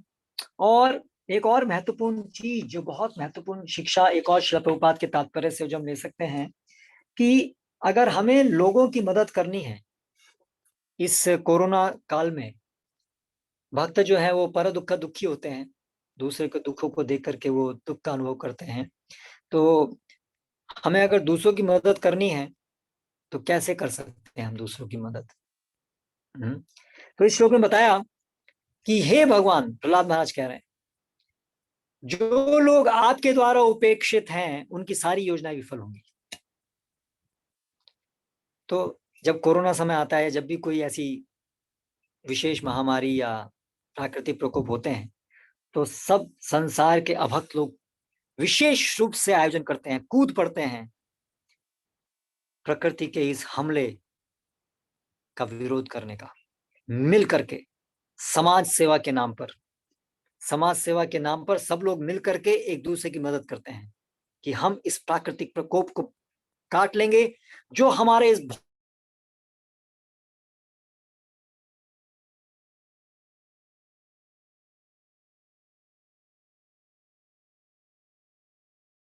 कृष्ण हरे हरे, हरे राम राम राम हरे हरे। मुझे ये आवाज नहीं आ रही, किसी को भी नहीं आ रही? हरे कृष्णा प्रभु जी, किसी को नहीं आ रही। अरे प्रभु जी, नहीं आ रही हरे प्रभु जी। कृष्णा प्रभु जी, आवाज नहीं आ रही प्रभु जी। अच्छा ठीक है, आ हरे जाएगी। कृष्णा। तो प्रभु जी का कनेक्शन चला गया होगा, आ जाएगी। हरे कृष्णा आई थिंक प्रभु जी का बिल्कुल ही चला गया। लेट अस वेट, आप माइक बंद कर दीजिए, आ जाएंगे। हरे कृष्णा कृष्ण कृष्ण हरे हरे, हरे राम राम राम हरे हरे। देखा, उनका कनेक्शन चला गया, अभी ज्वाइन अगेन। तो आप लोग अपने प्रश्न रख सकते हैं, तैयार रखिए, कोई प्रश्न होगा सब भक्तों का, तो उसके बाद हम प्रश्न उत्तर कर लेंगे। हरे कृष्णा कृष्ण कृष्ण हरे हरे, हरे राम राम राम हरे हरे। बाकी इन द मीन टाइम कुछ भक्तों ने ज्वाइन किया, आई थिंक बाहर से भी, गुजरात वगैरह से। उन सबका बहुत बहुत स्वागत है और उनके सभी के चरणों में प्रणाम। काफ़ी सीनियर भक्त हैं, लगता है अरविंद दक्ष प्रभु ने भी ज्वाइन किया है। तो जी आपके चरणों में प्रणाम, आप सुन पा रहे थे। हरे कृष्णा। हरे कृष्णा सिद्धि निताई प्रभु, प्रणाम प्रभु। प्रणाम। मैंने आपसे भी रिक्वेस्ट किया था, कभी आपकी कृपा करें लेक्चर देने की जरूरत। प्रभु मैं तो बिल्कुल ही क्या सिद्धि लेक्चर। निताय प्रभु जी, अरविंदाक्ष प्रभु जी भी ज्वाइन है। हाँ मुझे मालूम हमारे है, वो बोल रहे हैं प्रभु जी। सिद्धि निताई प्रभु, आपका भक्त रतन काफी आपके प्रवचन सुनते रहते हैं और वो काफी बताते रहते हैं कि सिद्धि निताई प्रभु बहुत स्ट्रांग बोलते हैं और आप भी इतना स्ट्रांग बोला करिए। तो मैं यही बोलता हूँ कि भाई मैं तो इतना स्ट्रांग खुद ही नहीं हूँ, तो क्या बोलूंगा स्ट्रांग। सिद्धि निताई प्रभु जितना स्ट्रांग नहीं नहीं, हूँ। मैंने ये थोड़ी कहा कि आप भी इतना स्ट्रॉन्ग बोलिए, ये थोड़ी कहा था। तो वो मैंने ये कहा था कि आप भी एक चैनल स्थापित कीजिए, ये कि प्रभु जी 3 बार मिलते हैं, सुबह और एक मिनट, प्रभु शाम जी का को और फोन आ रात। रहा है, एक मिनट, सब शांत प्रभु जी का फोन आ रहा है। हरे कृष्णा। हाँ मालूम मालूम, अभी आप वेटिंग प्रभु जी, नो प्रॉब्लम। एनीवे मैं ये कहना चाह रहा था कि देखिए, जो प्रमाणिक जो भक्त होते हैं ना, उनकी बात में बड़ा दम होता है। तो तेज ग्रेस सव्य सांझी प्रभु जी मुझे बहुत तारीफ कर रहे थे, अरविंद दक्ष प्रभु जी। तो प्रभु जी ने मुझे बोला था कि आप उनसे रिक्वेस्ट कर सकते हैं, और प्रभु जी को सीसी बहुत याद है, पूरी सीसी। प्रभु जी का कनेक्शन लग गया, प्रभु जी का। Hare Krishna. Hare Krishna. Yes Prabhu ji. So can I continue? Yes Prabhu ji. Okay, तो मैं ये कह रहा था कि तो सब लोग जो हैं वो दौड़ते हैं कि अभी ये समय में हमें मिल करके फाइट करना है कोरोना से। तो जो हमारे प्रयास हैं कि हम प्रकृति पर विजय प्राप्त करनी है, उसमें ये एक चैलेंज है, तो हम लोग मिल करके इसको काटेंगे। तो हमें क्या करना चाहिए? क्या हमें ऐसे लोगों को साथ ज्वाइन कर लेना चाहिए कि ठीक है हम भी आपके साथ हैं, आपकी लड़ाई में हम भी आपके साथ हैं, we are ISKCON devotees and we are also with you in fighting against corona in your mentality, with your mentality। उनकी मेंटालिटी क्या है? Monday mentality. उनकी मेंटालिटी क्या है कि हमें भगवान कोई नहीं है, हमें इस भौतिक जगत को भोग करना है और हम कर सकते हैं, हम मिल करके हम इस जगत को भोग कर सकते हैं और जो भी तकलीफ आएगी हम उसका निवारण कर सकते हैं। हाँ, लेकिन भक्त क्या समझता है कि ये सब जो कर्मी लोग हैं ये सब विकर्मी है। एक्चुअली कर्मी तो नहीं है, विकर्मी है, पाप कर्म कर रहे हैं, तो ये तो दंड के अपराध, दंड तो मिलना ही है ना। तो क्या ये ऐसे ही भगवान की अवहेलना करते हुए क्या कभी भी सुखी हो सकते हैं? नहीं हो सकते हैं। उनके प्रयासों में हमेशा विफल होंगे और वास्तव में वो जब तक भगवान को स्वीकार नहीं करेंगे तब तक वो नरक की तरफ चलेंगे और उनका जीवन निरर्थक है। भक्त ये भली भांति उसको समझना चाहिए। इसलिए भक्त कभी उनके हाथ से हाथ मिला करके उनके अंडरस्टैंडिंग के अनुसार उनके साथ वो तथाकथित समाज सेवा भाग नहीं लेता है ना। भक्त का इन दुखों से निवारण करने का के प्रति जो परिप्रेक्ष्य बिल्कुल अलग है कर्मी जनों से, विकर्मी जनों से। वो है कि सभी समस्याएं, ये जो कोरोना या जो सभी भौतिक समस्या, इसका मूल कारण है कि हम कृष्ण को भूले हैं। ये मूल कारण है। इसलिए जब तक ये कारण ठीक नहीं होगा तब तक समाधान नहीं होगा। इसलिए वो अपनी पूरी समय शक्ति हमेशा लगाता है, वो कृष्ण भक्ति का प्रचार करे, लोगों के कृष्ण भावना को उजागर करे। आप देखिए, जब कोरोना नहीं था तब सब लोग सोच रहे थे बड़ा अच्छा काल चल रहा है, बड़ा अच्छा हो रहा है, सब अच्छा चल रहा है, सब सुखी हैं। लेकिन एक भक्त क्या सोचना चाहिए? भक्त तो सोच रहे हैं सब दुखी हैं। जो भी कृष्ण भक्त नहीं है वो दुखी है, चाहे कोरोना है चाहे नहीं है। करेक्ट। कोरोना जब तक नहीं था तब भी जो अभक्त थे तब भी तो हमें देखना चाहिए कि वो दुखी हैं। अगर उस समय हमें लग रहा है कि हाँ ये सुखी है, इसका मतलब हम कृष्ण भावनामृत को नहीं समझ रहे हैं। क्योंकि वो जो तथाकथित सुख है, जो कृष्ण को भूले हुए कुछ क्षणिक रूप से भौतिक कष्ट कम होने से जो सुख प्राप्त होता है, वो तो भ्रामक सुख है। माया सुखा उद्वहतो विमूढ़ान, वो तो माया सुख है। तो ऐसे सुख में यदि कोई सुखी है तो आप क्या उसको सुखी मानेंगे? इसका मतलब आप भी उसी माया में। तो इसलिए भक्त तो जानता है कि भौतिक सुख भौतिक दुख दोनों ही दुख हैं। इसलिए वो जब भौतिक दुख आता है तो ऐसा नहीं कि वो विशेष दौड़ता है कि अभी हाँ अभी दुख दुखी है। वो तो सुख की अवस्था में भी वही प्रयासरत है, दुख की अवस्था में वही प्रयासरत। और उसके प्रयास क्या है? वो प्रयास है कृष्ण भक्ति को उजागर करने के प्रयास। तो इसलिए वो ये अभक्तों के साथ ज्वाइन नहीं करता है कि इस प्रकार से तथाकथित समाज सेवा काम में हमको भाग लेना है। वो सबसे बड़ी समाज सेवा हर समय कर रहा है, करना चाहिए, वो है कृष्ण भक्ति का प्रचार करना। और कृष्ण भक्ति के प्रचार के अंतर्गत कृष्ण इस प्रकार के समुदायों की स्थापना करना जिसमें स्वाभाविक रूप से ये जो मैन मेड प्रॉब्लम है, आर्थिक समस्याएं हैं, अननेसेसरी ये जो आर्टिफिशियल डिजीजेस जो हम क्रिएट कर रहे हैं अपनी उल्टी सीधी लाइफ हैबिट्स और सब पाप कर्म करके, वो ऐसे कृत्रिम जीवन से अलग एक आदर्श जीवन को उपस्थित करके, मॉडल क्रिएट करके वो एक पूरा एक सामाजिक आर्थिक सभी प्रकार की समस्याओं का समाधान वो देता है। तो इसलिए वो सबसे बड़ा परोपकार कर रहा है। तो हमारा जो पूरा परोपकार है उसका तरीका, हमारा कृष्ण भक्ति का प्रचार, हमारा जो पूरा कोर एक्टिविटीज है वही है। ऐसा नहीं कि हमें उस समय में कोई एक समाज सेवा के कार्य में जुट जाना चाहिए उनकी तरह से, उनके हाथ से हाथ मिला करके। तो हम समाज को क्या मैसेज दे रहे हैं कि यस वी बिलीव कि now people are unhappy, before they were not unhappy, before they were happy, और कोरोना निकल जाने के बाद people again will be happy. हालांकि वो फिर भी अभक्त रहेंगे पर फिर भी they will become happy. This is the message we are giving, है ना। तो ये क्या, फिर हम क्या भक्ति का प्रचार कर रहे हैं? भक्ति का प्रचार है कि जो भी कृष्ण भक्त नहीं है वो कष्ट में है ही, बल्कि अगर वो सुखी है तो ज्यादा कष्ट में है, क्योंकि सुखी होने में वो सोचेगा कि मैं सुखी हूं आसानी से। इसलिए एक भक्त जो है ऐसे गलत फहमी में नहीं रहता है। तो ये बात भी प्रभुपाद यहाँ बता रहे हैं कि इसलिए भक्त जो है वो हमेशा समाज के कल्याण में लगा हुआ है और उसकी समाज का कल्याण का काम है कृष्ण भक्ति का अनुशीलन। तो एक भक्त जिस प्रकार से स्वयं अपने जीवन से समझता है कि मेरे जीवन में इस कोरोना काल में या कोई भी अन्य विपदाई काल में केवल भगवान की शरण लेना ही एकमात्र उपाय है, इसलिए वो अन्यों के लिए भी यही समाचार देता है, यही प्रचार करता है कि आप कृष्ण की शरण लीजिए, कृष्ण की शरण लीजिए, उसका यही संदेश आता है। तो ये कुछ शिक्षाएं, महत्वपूर्ण शिक्षा, बहुत सारी शिक्षाएं हो सकती हैं, लेकिन ये कुछ चीजें हैं जो मेरे ध्यान में आई। तो मेरा आप सभी से ये एक निवेदन है कि ये समय जो चल रहा है इसको हम उपयोग करें, इससे बहुत कुछ सीखने के लिए, और अपने प्रयासों को और अधिक बलिष्ठ बनाएं कृष्ण भावनामृत में आगे बढ़ने के लिए।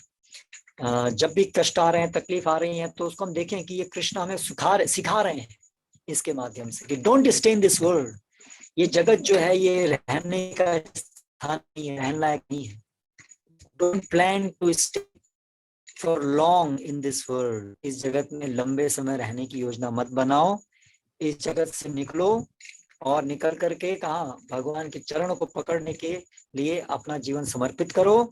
अपनी सारी शक्ति, सारा समय, सारी बुद्धि, सारे रिसोर्सेज पूरी तरह से भगवान के साथ जल्दी से जल्दी संबंध स्थापित करो। और एक और शिक्षा कि ये जब तक हमारा शरीर जैसा भी अभी है चल रहा है, तो जल्दी से जल्दी हमें भगवान के साथ आसक्ति उत्पन्न करनी है, जिससे फिर ऐसी कोई शारीरिक, जब शरीर तो मरेगा ही एक दिन, तो उसमें बहुत कष्ट होगा ही।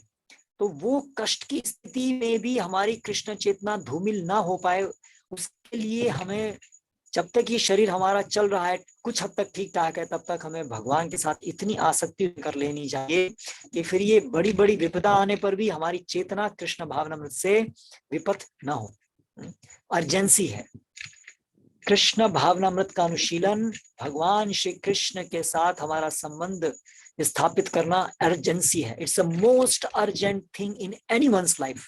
There is nothing as urgent as this, there is nothing as important as this. जीवन में इससे अधिक और इम्पोर्टेंट कुछ नहीं है, अधिक अर्जेंट कुछ नहीं है। बाकी और जो भी हम कुछ करें, इसीलिए यदि हमारी इस अर्जेंट नीड को फुलफिल करने के लिए अगर सपोर्टिव है तो हम अन्य और कुछ कर सकते हैं, अन्यथा का कोई महत्व नहीं है।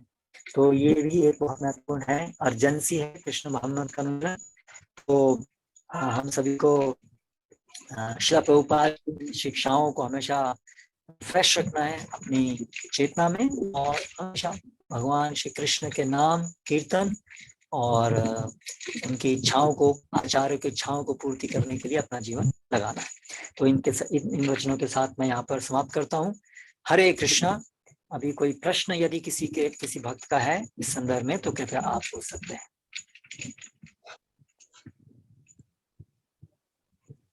हरे कृष्णा गुरुजी। हरे कृष्णा। हरे कृष्णा प्रभु जी। प्रभु जी, आपने बोला था कि हमें मृत्यु के लिए तैयार रहना चाहिए, ये जीवन एक तीर्थ यात्रा है, लेकिन हम जो लाइफ जी रहे हैं उसमें सब लोगों को मृत्यु से डर ही लगता है। कोई भी आज, हाँ हम भी हैं, हम सुन लेंगे फिर हम ये सब बातें भूल जाते हैं। ऐसा क्यों कि हम उस बात को अपने जीवन में क्यों नहीं उतार पाते? आपने कहा कि मृत्यु आनी ही आनी है, लेकिन फिर भी लोग पैसा जोड़ते हैं, सोचते हैं मेरा इतना घर हो जाए, बंगला हो जाए, गाड़ी हो जाए, चुप, बच्चों के वो हम पढ़ा लिखा के एक बड़ा डॉक्टर बना दे, बच्चों की 2-3 लाख की इनकम हो जाए, फिर भी हम इस आसक्ति में क्यों फंसे रहते हैं? और जबकि सबको पता है मरना है, फिर भी इंसान क्यों ऐसा है कि वो इकट्ठा पे इकट्ठा करे चला जाता है, उसकी इच्छाएं संपूर्ण ही नहीं होती कि नहीं अब मुझे कृष्ण भक्ति में लगना है। ऐसा क्यों? क्योंकि हम भले ही सैद्धांतिक रूप से उनको सुनते हैं और कुछ हद तक स्वीकार भी करते हैं सैद्धांतिक रूप से, लेकिन उसका अभी हमें साक्षात्कार नहीं है।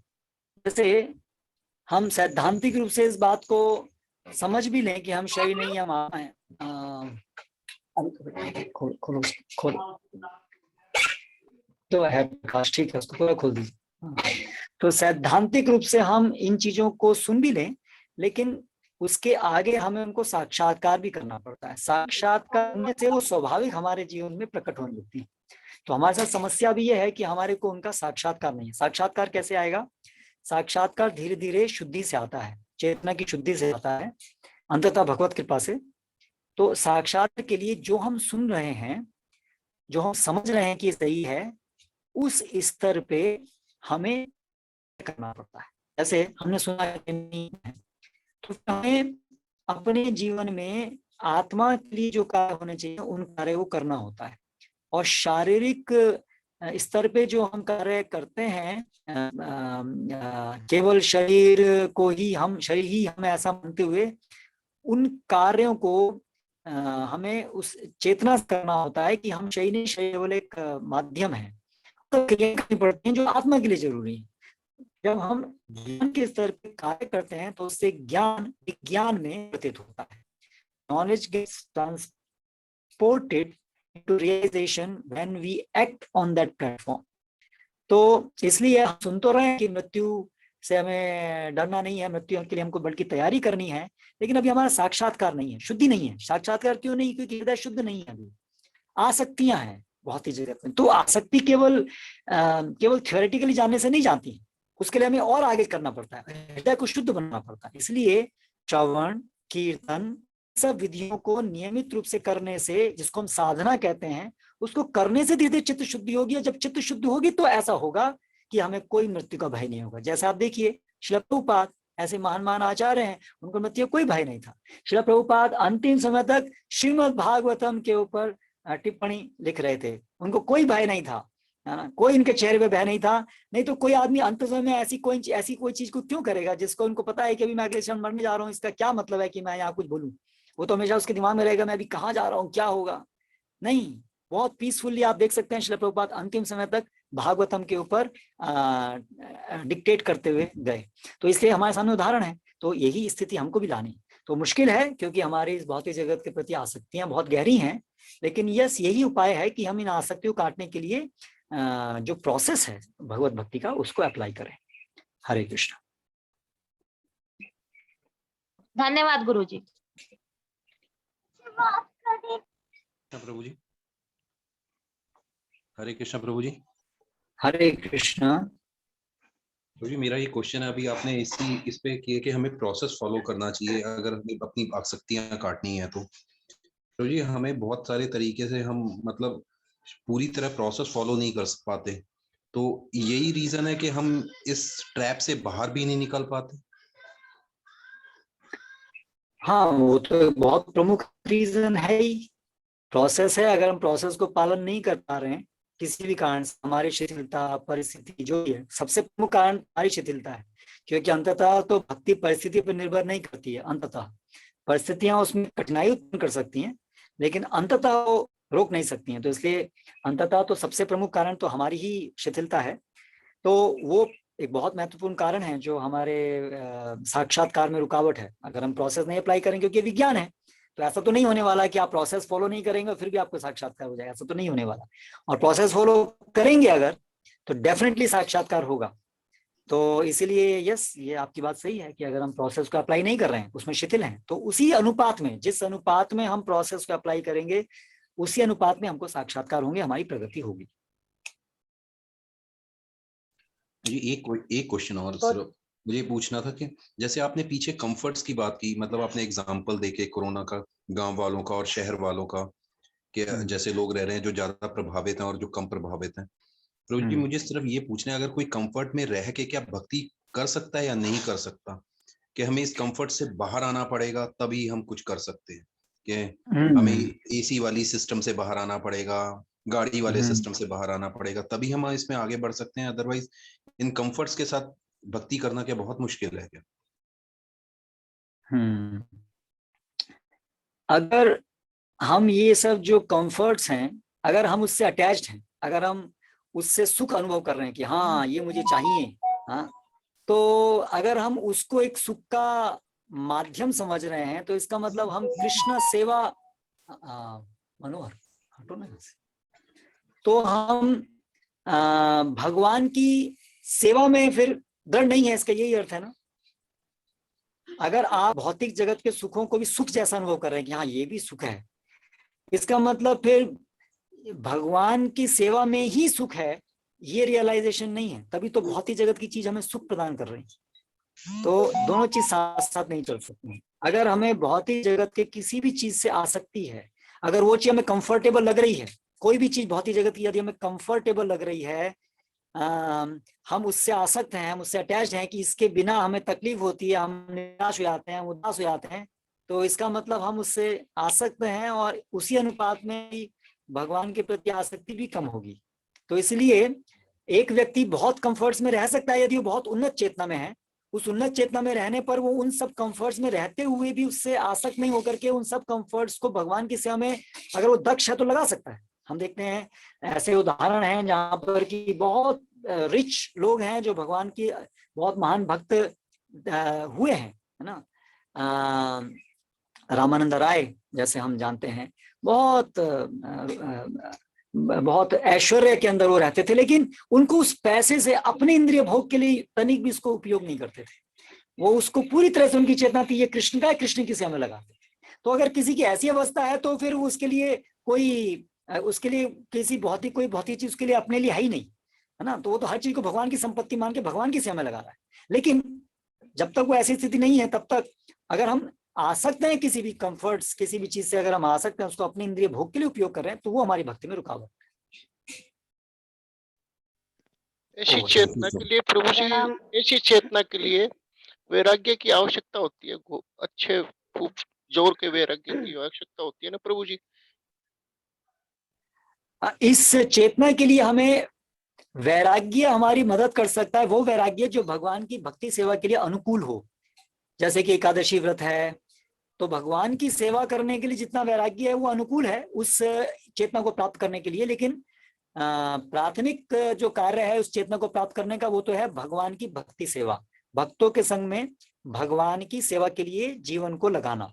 वो सबसे बड़ा तरीका है, सबसे केंद्र का तरीका है उस चेतना को प्राप्त करने के लिए, जैसे कृष्ण भावनामृत की पद्धति है। अभी आपने कौन से महाराज का नाम बताया था? वो कृष्ण चेतना में अभी अभी अभी मेरे को लिखना है। मैंने रामानंद राय, मतलब रामानंद राय चैतन्य महाप्रभु के एक संगी हैं जी। और कोई प्रश्न? कोटे कोटे हरे प्रणाम प्रभु जी। हरे कृष्ण। मुझे एक प्रश्न था, आपको दंडवत प्रणाम। ये जो जब भक्तों की जब कोरोना से मृत्यु होती है, जो बहुत ज्यादा उन्नत भी थे और बहुत ज्यादा सेवा में लगे हुए थे, तो उनको हमें उनकी मृत्यु को हमें किस तरह से समझना चाहिए? भक्त हैं तो वो तो कभी अपने को शरीर मानते ही नहीं है, वो तो पूरी तरह से इस चेतना में स्थित हैं कि हम शरीर नहीं है, हम आत्मा है, भगवान के नित्य दास हैं। तो ये शरीर तो वो स्पष्ट से अनुभव कर रहे होते हैं कि ये शरीर भगवान के द्वारा एक दिया गया एक टूल्स है, एक हमारे साथ में एक औजार है जिससे हमको भगवान की सेवा में लगाना है। जब तक ये है तब तक लगाएंगे, जब खत्म हो गया तो खत्म हो गया। तो इसलिए वो तो शरीर से आसक्त नहीं होते हैं, इसलिए उनके लिए चाहे वो इस शरीर में रहे, चाहे किसी और शरीर में रहे, या आध्यात्मिक अपने मूल शरीर में रहे, उनकी चेतना तो एक जैसी रहती है कृष्ण सेवा की, इसलिए उनको तो इससे कोई प्रभाव पड़ता नहीं है। तो इसलिए हमें इसी दृष्टि से उनको देखना चाहिए। और अगर उनकी मृत्यु होती है तो हमारे लिए ये दुख का एक समाचार एक प्रकार से है कि हमें उनका भी संग प्राप्त नहीं होगा, और एक प्रकार से ये सुख का भी विषय है कि वो अभी अपने अगले पड़ाव पे गए, या तो वो भगवान के धाम गए। तो उस दृष्टि से उनकी यात्रा का अगला आगे शुरू हुआ। उस दृष्टि से एक सुख की बात भी होती है, एक महान भक्त का तिरोभाव सुख और दुख दोनों का ही कारण होता है। ओवर। थैंक यू प्रभु जी। प्रणाम प्रणाम प्रभु जी। हाँ, हरे कृष्णा। हाँ प्रभु जी, जैसे मतलब मैं ये पूछना चाह रही हूँ, जैसे भगवान के अवतार हुए हैं अभी तक, तो ये अभी तक अवतार हुए हैं या मतलब यही इसी क्रम में ही होते हैं? ये जैसे भगवान राम त्रेता युग में आते हैं, तो मतलब जैसे त्रेता युग में भगवान राम ही अवतार लेंगे, भगवान मतलब राम के रूप में ही आएंगे, और ये जो अवतार हुए अब तक, तो अब तक अवतार हुए हैं, मतलब इसी क्रम में यही अवतार होते हैं? ये जनरल एक सामान्य विधि, टॉर्च रख दो यहाँ पर, ये एक सामान्य विधि है, सामान्य क्रम है कि भगवान त्रेता युग में श्री राम के रूप में आते हैं, और इस तरह से एक ये सामान्य क्रम है। तो यस, भगवान जनरली इसी क्रम के अंदर आते हैं, और लेकिन अलग अलग मिलेनियम्स में, अलग अलग युगों में इसमें थोड़ा बहुत बदलाव भी होता है, या उस अवतार के रूप में आते हैं लेकिन उनकी क्रियाएं कुछ अलग होती हैं, तो कुछ चेंजेस भी होते हैं, लेकिन सामान्यतया ये सामान्य क्रम है। तो यस, भगवान की इच्छा से भगवान इस क्रम को फॉलो करते हैं, इस क्रम के अंतर्गत रहते हैं, लेकिन वो उनके ऊपर कुछ बाइंडिंग नहीं है, वो उनकी स्वेच्छा से उन्होंने ये क्रम निर्धारित किया है। जी हरे कृष्णा। प्रभु जी, भक्तों के कृष्ण रहते हैं जनरली कि वो कहते हैं कि प्रभु जी जैसे बड़े बड़े जो हमारे भक्त हैं, वरिष्ठ भक्त, इवन गुरु वगैरह भी हैं, तो वैक्सीन का प्रश्न आता है कि वो भी लगवा रहे हैं, और जो उसकी सामाजिक सेवा करने की बात है, कोरोना के पेशेंट्स की, हॉस्पिटल वगैरह कुछ खोल रहे हैं, तो कह रहे हैं वो कर रहे हैं, तो फिर हम क्या करें, वो भी तो, और क्या करें हम लोग? तो इसको हमें सही ढंग से एड्रेस करना मुश्किल होता है, इसको कैसे एड्रेस करें ऐसे प्रश्न? तो जहां तक वैक्सीनेशन की बात है, तो वो तो एक बहुत सारी चीजें होती हैं जो थोड़ी जटिल होती हैं। वैक्सीनेशन भी एक थोड़ा कॉम्प्लिकेटेड टॉपिक है, इतना आसान नहीं है, इतना सरल नहीं है, सीधा साधा नहीं है, तो बहुत सारे अलग अलग पहलू हैं। अंततः तो थोड़ा व्यक्तिगत इसमें अलग अलग विचार हो सकता है। तो ऐसा कोई एब्सोल्यूट उसके लिए मेरे पास उत्तर नहीं है कि ये होना चाहिए कि नहीं होना चाहिए, क्योंकि बहुत सारे अलग अलग पहलू हैं। एक परिप्रेक्ष्य में पर्सनली जो व्यक्तिगत रूप से मैं देखता हूं, तो एक तो मेडिकली भी ये कितना ज्यादा कारगर है, ये भी अभी इसके ऊपर बहुत सारे प्रश्न हैं। और जिस प्रकार से ये वायरस है और इसके अलग अलग म्यूटेंट्स हैं और होंगे भी, तो उसमें भी ये कितना कारगर सिद्ध होगा, ये भी एक बड़ा प्रश्न है। ये पर्टिकुलर जो वैक्सीन अभी आई है वो टेस्टेड नहीं है प्रॉपरली, तो दूरगामी उसके बहुत सारे परिणाम अलग अलग हो सकते हैं, वो एक बड़ा प्रश्न है। और साथ साथ इसमें जो सभी वैक्सीन्स में यूज होता है, जो फीटल सीरम है, बोवाइन फीटल सीरम, तो उसकी वजह से अंततः तो पाप कर्म में लिप्त हो रहे हैं, वो भी एक निश्चित रूप से एक विचारणीय बात है। हालांकि इस भौतिक जगत की जो भी चीज हम कर रहे हैं कहीं ना कहीं तो उसमें पाप कर्म से हम लिप्त हो ही रहे हैं। इवन जो हम दवाइयाँ खा रहे हैं या इवन दवाइयाँ नहीं भी खा रहे हैं, हम सड़क पर चल रहे हैं तो भी हम कहीं ना कहीं तो पाप कर्म में लिप्त हो ही रहे हैं। तो वो एक बात है, लेकिन डिग्रीज अलग अलग हो सकती है। कुछ चीजों का पाप कर्म बहुत डायरेक्टली हम कर रहे हैं, उसमें किसी में बहुत इनडायरेक्टली कर रहे हैं, थोड़े रूप में कर रहे हैं, तो वो भी तो विचारणीय है। अगर कोई चीज स्थूल रूप में हमारे से पाप हो रहा है तो वो ज्यादा विचारणीय है उसको रोकना, और कोई है बहुत इनडायरेक्टली कहीं हो रही है, हमारे वश में कुछ नहीं है, उससे हो रहा है, तो वो अलग, थोड़ी उसकी डिग्री अलग है, तो भी विचारणीय है। तो लेकिन एट द सेम टाइम ये एक बड़ी बीमारी और सब जगह से फैल रही है, तो इन ऑफ इटसेल्फ वैक्सीनेशन का कंसेप्ट तो गलत नहीं है, लेकिन पर्टिकुलर जो वर्तमान समय में जो वैक्सीनेशन है और जो वैक्सीन है और जो जहाँ से बनी है और जो उसकी कारगरता है, उसको लेकर के अलग अलग प्रश्न हो सकते हैं। तो उसके तो ऐसा कोई एब्सोल्यूट स्टैंड मेरा नहीं है। लेकिन जो समाज सेवा की बात है, तो उसमें जो आपने प्रश्न किया कि हमारे बड़े वरिष्ठ भक्त भी समाज सेवा में पूरा कूदते हैं, तो हम फिर कैसे सोचें इसको, प्रश्न उठता है कि वो भी तो कर रहे हैं। लेकिन क्या भक्ति में जो हमें सही और गलत की जो पहचान करनी है उसका तरीका क्या है, ये विचार करना चाहिए। श्रील प्रभुपाद ने हमको क्या सिखाया है, शास्त्रों ने हमको क्या सिखाया है। कभी भी हमें निर्णय लेना होगा कि क्या करणीय है क्या अकरणीय है, इसका निर्णय हम कैसे लेंगे। तो गुरु साधु शास्त्र के आधार पर निर्णय लिया जाता है। तो तीनों चीज होनी चाहिए, गुरु साधु शास्त्र, तीनों चीज जो कहती हैं उसी को हम कर सकते हैं।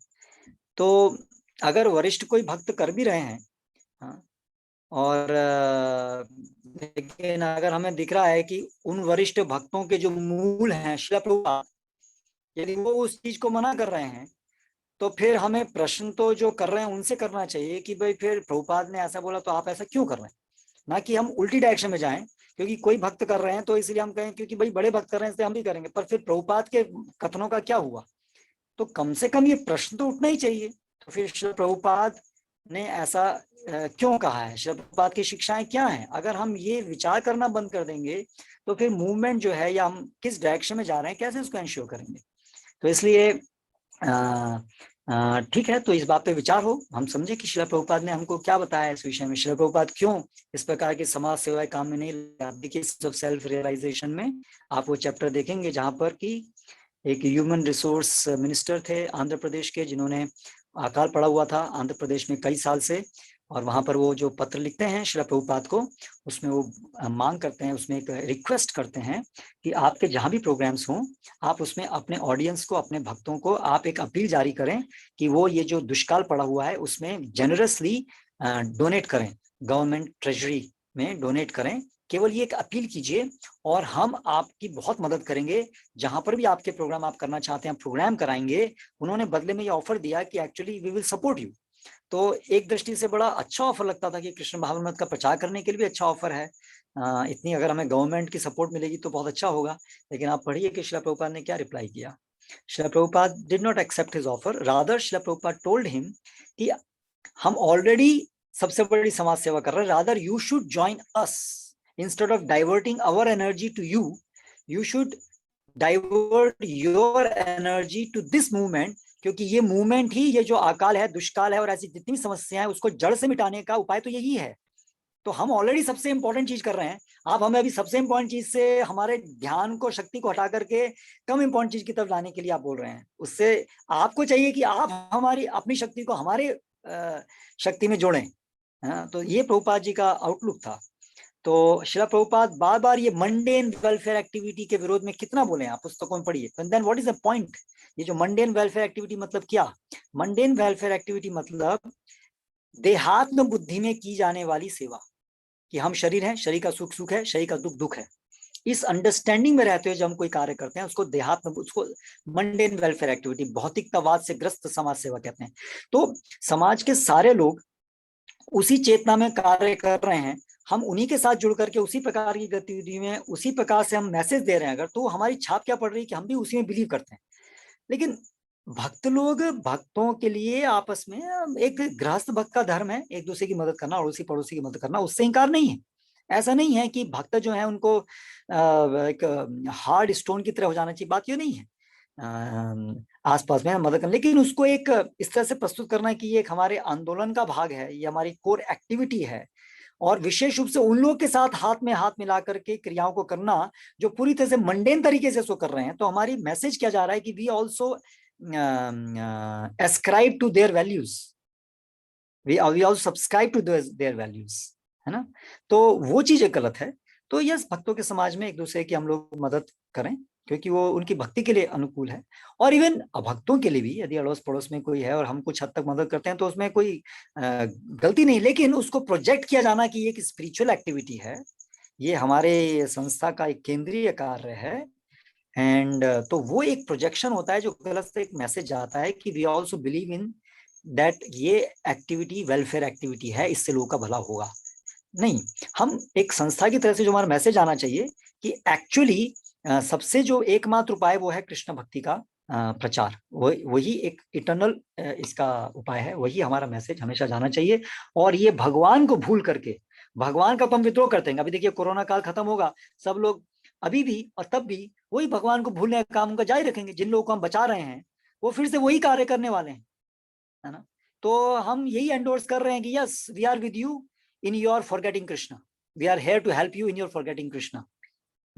लेकिन प्रभुपाद कहते थे कि हमारा ये संस्था का जो कार्य है यही सबसे बड़ा वेलफेयर है। और यस, इसके साथ साथ जो अपने आप से कुछ भौतिक चीजें जो हो रही है मंदिर में प्रसाद होता है, और हमारा जो सोशल वेलफेयर है वो है हमारी वर्णाश्रम व्यवस्था, फार्म कम्युनिटीज। ये हमारी कृष्णा कॉन्शियस वेलफेयर एक्टिविटी है, क्योंकि ये कृष्ण के द्वारा दी गई सामाजिक समस्याओं का समाधान करने की योजना हमारा है फार्म कम्युनिटीज या वर्णाश्रम। So that is our real Krishnized welfare activity. So why don't we focus on that? That is our real welfare. वो मंडे नहीं है क्योंकि वो भगवान के आदेश के अनुसार है, उसमें पाप कर्म नहीं करना है। लेकिन जो समाज के अंदर जो वेलफेयर एक्टिविटी में पाप कर्म करते जाओ, और जब तकलीफ आए तो मिलकर के उसको अपने और पाप कर्मों से उसका निवारण करने का प्रयास करो। तो उसके प्रयासों में हम यदि जुट रहे हैं उनके साथ में, तो हम एक मैसेज दे रहे हैं कि yes, we also subscribe to your mentality. That is the problem. Yes Prabhu, बहुत बहुत धन्यवाद प्रभु। हरे कृष्ण प्रभु जी, प्रणाम प्रभु जी। हरे कृष्णा प्रभु जी, लेकिन जैसे अभी आप कह रहे हैं कि मतलब भक्ति और फार्म कम्युनिटीज इन सबको डेवलप करना हमारी प्राइम रिस्पॉन्सिबिलिटी है, बट जो मेडिकल फील्ड से जुड़े लोग हैं, doctors, nurses and all medical staff, वो तो इस टाइम पे बहुत ज्यादा मतलब उन लोगों को तो इतना भी समय नहीं है कि वो अपनी नॉर्मल रूटीन की एक्टिविटीज कर लें, तो जैसे वो भक्ति कहाँ कर पाते होंगे। कुछ लोग जो जुड़े हैं, भक्त लोग भी हैं इसमें, तो वो कैसे अपनी भक्ति को मेंटेन करें? उनकी क्या प्राइम रिस्पॉन्सिबिलिटीज है? क्या मतलब जो वो कर रहे हैं डबल ड्यूटीज या ओवरलोडेड, ये उनकी प्राइम ड्यूटी है, और या वो पेशेंट्स को छोड़ के मतलब भक्ति करे, तो क्या उनके लिए मतलब वो कैसे अपने आप को मैनेज कर सकते हैं इस सिचुएशन में? तो वर्तमान समय में हमारी कोई हमने जिम्मेदारी ली है, आपने उदाहरण दिया कुछ डॉक्टर्स हैं, नर्सेज हैं, तो वो उनकी ऑक्यूपेशनल ड्यूटी है। हालांकि वो पूरी तरह से तो भगवान के आदेश के अनुसार नहीं है। जो मॉडर्न मेडिकल साइंस है, cannot be said exactly it's in line with Krishna's order, क्योंकि उसमें बहुत सारी चीज तो वो तो आयुर्वेद है जो भगवान के द्वारा दिया गया सिस्टम है। मॉडर्न मेडिकल साइंस का तो प्रभु जी मॉडर्न मेडिकल नहीं, आयुर्वेदास वाले भी इस टाइम पे they are very much occupied. Even मतलब आई एम माई सेल्फ, ये मतलब इसी सब से जुड़ी हुई हूँ मैं। We are making herbal products, तो मतलब even we are very much मतलब बहुत ज्यादा ओवरलोडेड है। यही लोग अब इस टाइम पे यही सब पी रहे हैं, काढ़ा ये और हर्बल प्रोडक्ट्स की डिमांड मार्केट में बहुत ज्यादा है। वो मतलब सभी लोग बहुत ज्यादा ओवरलोडेड है, तो कैसे मैनेज हम्म, करें सिचुएशन, मतलब हम्म। क्या प्राइम रिस्पॉन्सिबिलिटीज हैं हमारी? तो देखिए, ऐसे जीवन में समय आते हैं जब कुछ भौतिक कार्य हमारे ज्यादा होते हैं, हमारी जिम्मेदारी जो भी हमारी ऑक्यूपेशन है उसकी वजह से हमारी जिम्मेदारियां कभी ज्यादा होती हैं। तो ऐसे कभी कभी समय में ओवरलोड होना पड़ता है। तो उन कार्यों को उस समय ज्यादा करने की आवश्यकता है, वो करना चाहिए। लेकिन साथ साथ ये भी समझना चाहिए कि हमारी सबसे बड़ी जिम्मेदारी हर दिन हमेशा भगवान का स्मरण करना तो है ही। अगर इन जिम्मेदारियों, भौतिक जिम्मेदारियों के कारण यदि हमारी कृष्ण चेतना कमजोर हो गई, तो अंततः उस बड़ी जो भी हम भौतिक जिम्मेदारी कर रहे हैं उसका फिर औचित्य क्या रह गया। तो इसलिए हर एक चीज का अपना स्थान है। तो यस, थोड़ा सा स्ट्रेच है, लेकिन कम से कम हम जो हमारा हरे कृष्ण मंत्र का जो हमारा हमने एक नियम जो लिया है कि हम इतना समय इतना भगवान का नाम लेंगे, कम से कम वो हमें मेंटेन करना चाहिए। और अपना समय कम करने के लिए बाकी जितना भी समय हम कम कर सकें, अपना आराम का समय कुछ हद तक कम कर सकते हैं, और विनोद प्रमोद का जो समय है वो कम कर सकते हैं। लेकिन हमें कम से कम हमारी जो चैंटिंग है वो कम से कम मेंटेन करनी चाहिए। ठीक है, थोड़ा सा हमें कभी कुछ मैराथन की तरह से कुछ समय ऐसा है जिसमें कि ज्यादा क्रियाएं करनी पड़ती हैं, तो ठीक है, उसमें वैसा करना चाहिए। अगर हमारी ऐसी आवश्यकता है, जिम्मेदारी हमारी है, तो करना चाहिए, लेकिन not at the expense of our Krishna consciousness. तो उस कृष्णा कॉन्शियसनेस को मेंटेन करने के लिए कम से कम जो हमने एक नियम हो लेकर के जो हम माला करते हैं, भगवान का नाम लेते हैं, वो तो करना ही चाहिए। नहीं तो फिर हम कृष्णा कॉन्शियस एक्टिविटी में वो दूसरे कार्य नहीं कर पाएंगे, तो उसका फायदा क्या है फिर। तो इसलिए कम से कम we should continue our chanting whatever it is, क्योंकि 24 घंटे दिए प्रभु है जी, ना। मतलब चैंटिंग के साथ साथ जैसे अभी क्लास और ये सब होता है, तो मतलब वो सब नहीं रुकना चाहिए, बाकी काम चाहे हमें जैसे भी एडजस्ट करना पड़े वो कर लेना चाहिए, ये है मतलब हमें। इवन इवन अगर कुछ दिन की बात है तो कुछ हद तक इवन बहुत हमारी जो रेगुलर रीडिंग है वो भी अगर नहीं हो पा रही है तो भी कुछ हद तक उसको भी कर सकते हैं। लेकिन प्रभुपाद ने बताया कि सबसे मतलब क्या क्या थोड़ा बहुत क्या क्या हम कॉम्प्रोमाइज कर सकते हैं इस टाइम पे, मतलब क्या मतलब क्या क्लास थोड़ा कम कर सकते हैं, ये मतलब अलाउड है ये हमें? या अलाउड मीन्स देखिए, अलाउड तो अंततः जब आप अगर दीक्षित हैं तो आपके दीक्षा के समय में आप नियम लेते हैं कि हर दिन हम कम से कम 16 माला करेंगे, ठीक है, और 4 नियमों का पालन करेंगे। तो जो दीक्षित हैं उनके लिए चाहे कुछ भी हो जाए तो उनको 24 घंटे में वो 16 माला तो करनी चाहिए, अनलेस कि they are in condition where they are unconscious और they are so bedridden that they can not do.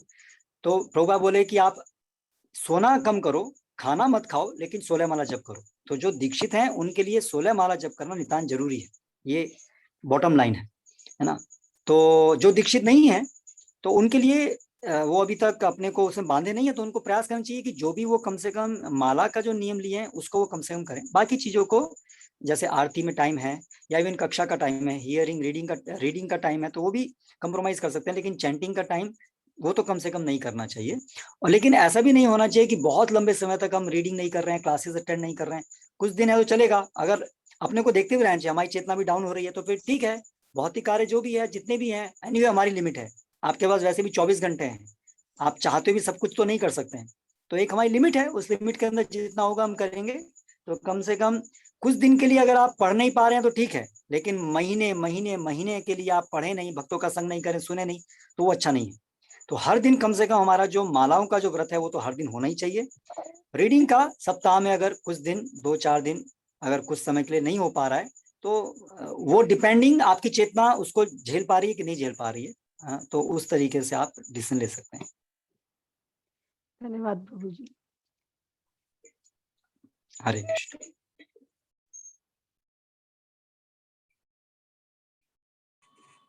हरे कृष्णा। एक माता जी, किसी और का कोई प्रश्न तो नहीं है, बहुत अर्जेंट एक प्रश्न लिखा है एक माता जी। जी। वो पूछ रही हैं कि उनको ऐसे भक्त ने गाइड किया है, लेकिन आपके मुख से सुनना चाहती हैं वो, फिर भी कहने में प्रभु जी के मुख से सुनना चाहती हूँ कि ये जो शिव जी हैं वो कहते हैं कि वो है महाकाल, अंत में तो उनके पास ही सबको जाना है। तो हम तो कृष्ण भक्ति कर रहे हैं, उनका इससे कुछ सवाल है कि प्रभु जी के मुख से मैं सुनना चाहती हूँ कि शिव जी के बारे में।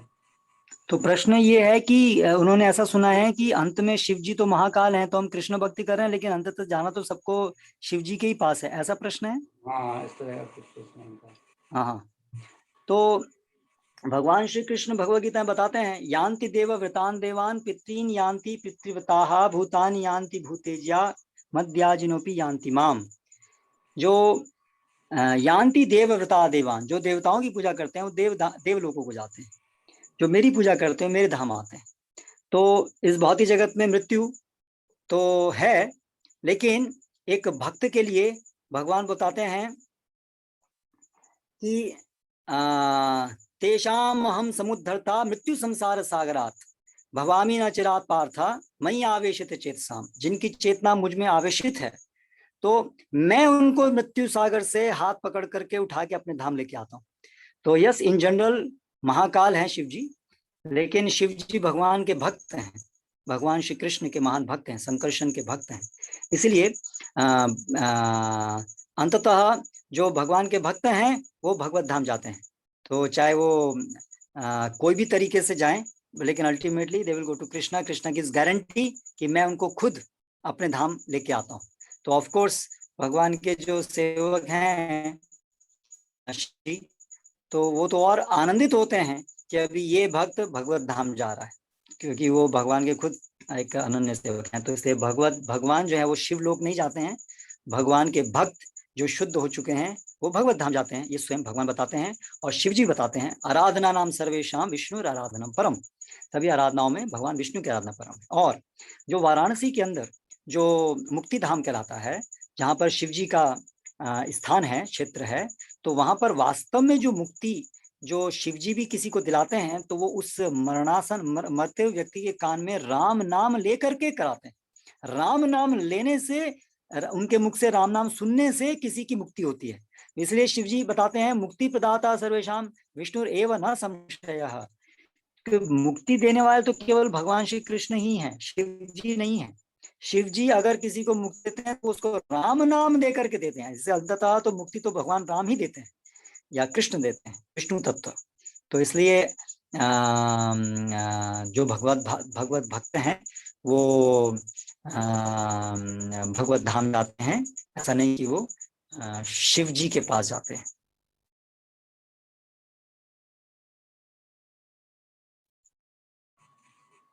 Yes, thank you so much. और किसी भक्त का प्रश्न है?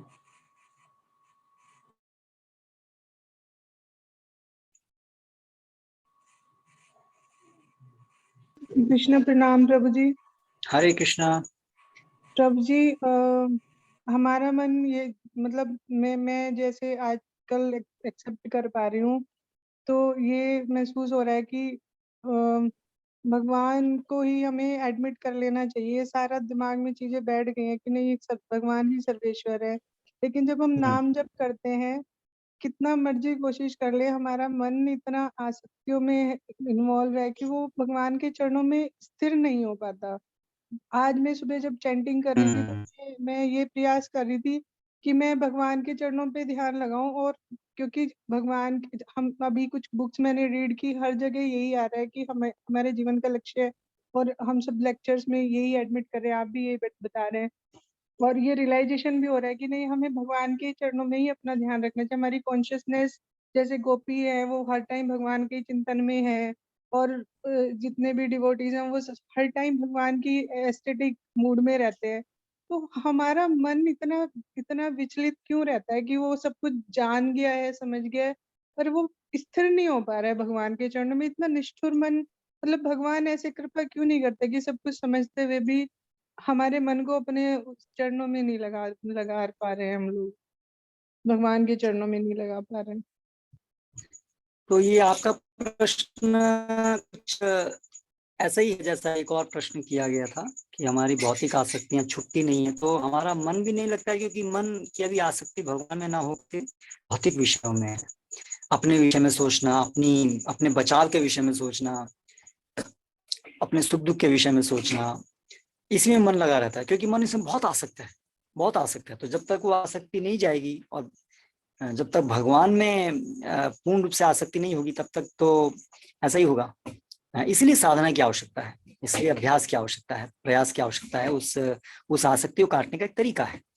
तो इसलिए हमें उससे निराश नहीं होना है, क्योंकि वो श्रद्धा हमारी जरूरी है। श्रद्धा की परीक्षा है कि हमारे श्रद्धा है इस प्रोसेस में कि नहीं है, जो भगवान के द्वारा दिया गया है। तो प्रश्न यह है कि भगवान को तुरंत क्यों नहीं काट देते हैं? क्योंकि हमारी ये जो आसक्तियां हैं, तो अंततः भक्ति जो है वो अपनी स्वतंत्र इच्छा शक्ति से होती है। भगवान ये देखते हैं कि जैसे शमशान वैराग्य होता है ना, कि एक परिस्थिति में आके हमें लगता है कि अभी भगवान अभी हम समझ गए, अभी हम आपके पास आना चाहते हैं, लेकिन अगले ही क्षण जब परिस्थिति चेंज होगी तो फिर भी हम फिर शिथिल हो सकते हैं कि हाँ ठीक है, अभी इतना बुरा भी नहीं है भौतिक जगत। तो जब तक भगवान कन्विंस नहीं होंगे कि हम पूरी तरह से हर परिस्थिति में हम भगवान को ही केवल चाहते हैं, चाहे कुछ भी परिस्थिति आ जाए, तब तक भगवान हमें फ्री नहीं करेंगे। आप कह रहे हैं कि हम भी पूरे हृदय चाहते हैं, लेकिन भगवान जानते हैं हमारे हृदय को हमसे अच्छा। आप एक परिस्थिति में हम ऐसा बोलते हैं कि भगवान अभी हम आपके पास आना चाहते हैं, लेकिन क्या हम उतने आतुर हैं? क्या हम हर परिस्थिति में उतने आतुर रहेंगे? है ना? तो ऐसा नहीं है। इसलिए अभी हमारी शरणागति पूरी नहीं है, हमारी इच्छाएं अभी पूरी नहीं है, और भी आसक्ति भी हम संजो रहे हैं। तो इसलिए उससे निकलने के लिए एक पद्धति है, उससे निकलने में समय लगता है, लेकिन हमें कोई डरने की आवश्यकता नहीं है। जो भी हम कर रहे हैं भगवान के मार्गदर्शन में, भगवान के संरक्षण में हो रहा है, इसलिए भले ही देर लगे, लेकिन आप देखेंगे अगर हम बड़ी गंभीरता से प्रयास करेंगे तो हमें कुछ प्रगति, कुछ हमारी भगवान के प्रति आसक्ति बढ़ना, भगवान की सेवा में हमारा मन लगना, और भौतिक जगत में धीरे धीरे मन कम होना, ये सब बहुत अच्छे इंडिकेशंस हैं कि हम कम से कम सही रास्ते पर प्रगति कर रहे हैं। तो फिर अपने प्रयास पूरी तरह से करते जाएं। भगवान जानते हैं कब उनको हमें फ्री करना है, वो हमें हमसे अच्छा जानते हैं। और ये हम नहीं जा पा रहे हैं, इसका मतलब हमारे अंदर कहीं ना कहीं आसक्तियों को संजो के रखे हुए हैं। तो हमें ये समझना चाहिए कि गलती कहीं ना कहीं हमारी है, भगवान की तरफ से कभी कोई गलती नहीं होती है, गलती हमारी है। कहीं ना कहीं अभी भी हम पकड़े हुए हैं किसी, वो हो सकता है हमें भी नहीं स्पष्ट रूप से दिख रही हो, लेकिन वो अगर हम इच्छा करें भगवान दिखा भी देंगे कि ये आप पकड़े हुए हैं, आपको अभी छोड़ने की जरूरत है, इसलिए आप नहीं छूट रहे हैं, इसलिए आप अभी हैं। तो इसलिए मतलब ये महसूस हो रहा है कि ये पकड़ा हुआ है, पर वो छूट नहीं रहा है। वो कैसे छूटेगा? मतलब वो हम चाह रहे हैं कि छूट जाए, हम दिन रात प्रे करें कि भगवान ये छूट जाए। मतलब कुछ आसक्तियां हैं जो नजर आ रही है कि आसक्तियां है ये हृदय के अंदर बहुत डीपली मतलब बैठी हुई है, वो छूट ही नहीं रही है। कैसे खत्म हुई सब? तो भगवान से वो प्रार्थना करनी है। और भगवान, देखिए प्रार्थना की भगवान इंटेंसिटी भी देखते हैं। इवन भौतिक जगत में भी माता इंटेंसिटी देखती है बच्चे के रोने की, है ना? तो भगवान देखना चाहते हैं कि आप कितने इंटेंसली इसको चाहते हैं। ऐसा नहीं कि हमने हाँ थोड़ा बहुत प्रार्थना की, हाँ भगवान चली जाए, पर कितनी प्रार्थना, कितनी उत्सुकता है आपके अंदर, है ना? लोभ, जैसे कि रूप गोस्वामी बताते हैं, लौल्यम तत्रम एकलम मूल्यम, लौल्यम चाहिए उसके लिए, अत्यंत आतुरता। अगर हम रियली उसके लिए इतना चाहते हैं, इतनी प्रार्थना करते हैं, तो आपको 24 घंटे हमें प्रार्थना करनी चाहिए। हम सो कैसे पाते हैं? आप ये विचार कीजिए। आप शांति सोते हैं ना हर रोज, है ना? शांति सोते हैं ना? तो अगर हम रियली इतने आतुर हैं कि भगवान हमें बस अभी ये सब हटा दीजिए, हमें आप ही चाहिए, तो हम सो कैसे पाते हैं? हम आराम से कैसे खर्राटे ला के सो जाते हैं? इसका मतलब हम इतने उत्सुक नहीं है जितने होने चाहिए। भगवान ये जान रहे हैं ना, भगवान देख रहे हैं। तो अभी हम बोल रहे हैं कि हम बहुत आतुर हैं, हम बहुत उत्सुक, कहाँ है उत्सुकता? हम we are happy without Krishna, more और लेस। तो आप झांक के देखिए अपने, हम सब लोग अपने अंतःकरण में, तो जितनी आतुरता, जितनी उत्सुकता अभी चाहिए वो नहीं है। We are relaxed also not. तो इसलिए और आगे, तो इसके लिए यही है कि हम और अपने को भगवान से और अधिक प्रार्थना, भगवान ये है, कृपया मुझे मदद कीजिए इन आसक्तियों को काटने में, मेरी मदद कीजिए। और प्रार्थना को और इंटेंस करते जाइए, इंटेंस करते जाइए। जब तक भगवान कन्विंस नहीं होते तब तक हम अपने की इंटेंसिटी को बढ़ाते रहें। बस यही हमें काम करना है। That's it. जी जी।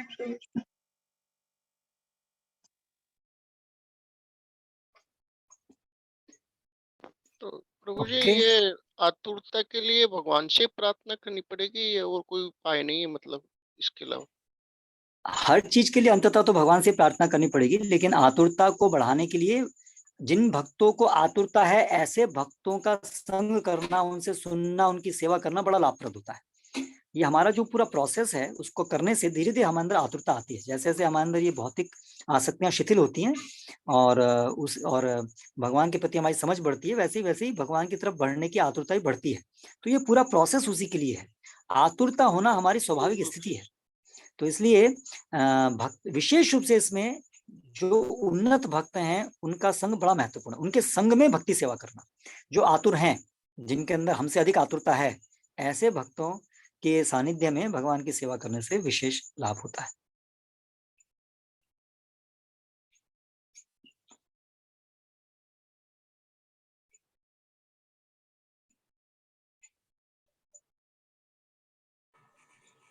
हरे कृष्णा। और किसी का प्रश्न तो नहीं है? बहुत इतना उत्तम समय है। शंकर वस्तु आपका क्या हुआ है आज इधर? आप बहुत शांत से सुन रहे हैं, आपको बहुत प्रश्न रहते हैं। हरे कृष्ण।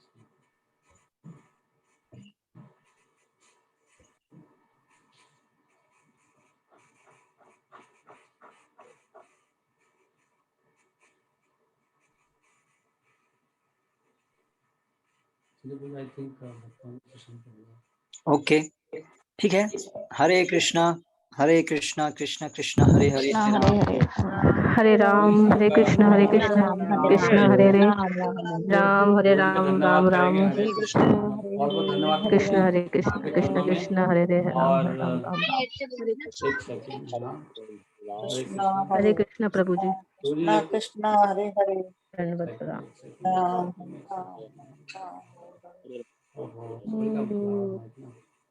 प्रभु जी आप मैं ये कहना चाह रहा था कि बहुत बहुत धन्यवाद और बहुत लेक्चर आपका, लेकिन आपका समय हमें थोड़ा रेगुलर मिलता रहे तो आपकी बड़ी कृपा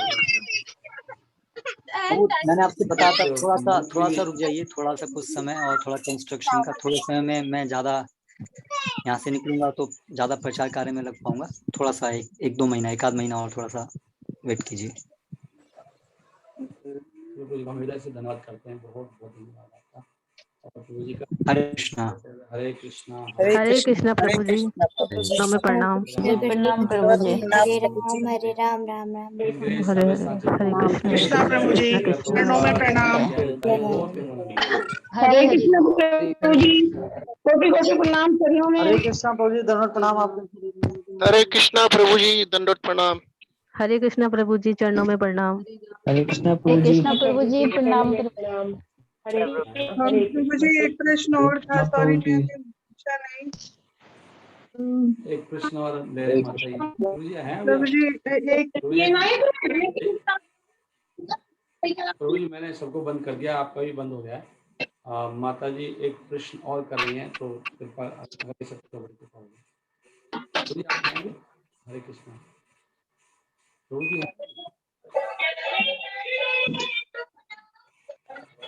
नहीं, प्रभु जी ने लीव कर दिया। प्रभु जी अच्छा लीव कर दिया। चलिए माता जी आप फिर अब मुझे लिख देना, मैं प्रभु जी को भेज दूंगा अगर प्रश्न। ठीक है माता जी आप क्वेश्चन लिख देना मोबाइल। चले गए क्या सब ऐसे प्रभु जी? हाँ प्रभु चले गए, मैं उनको भेज दूंगा अगर मोबाइल में भेज दूंगा, रिकॉर्डिंग में भेज देते हैं प्रभु जी।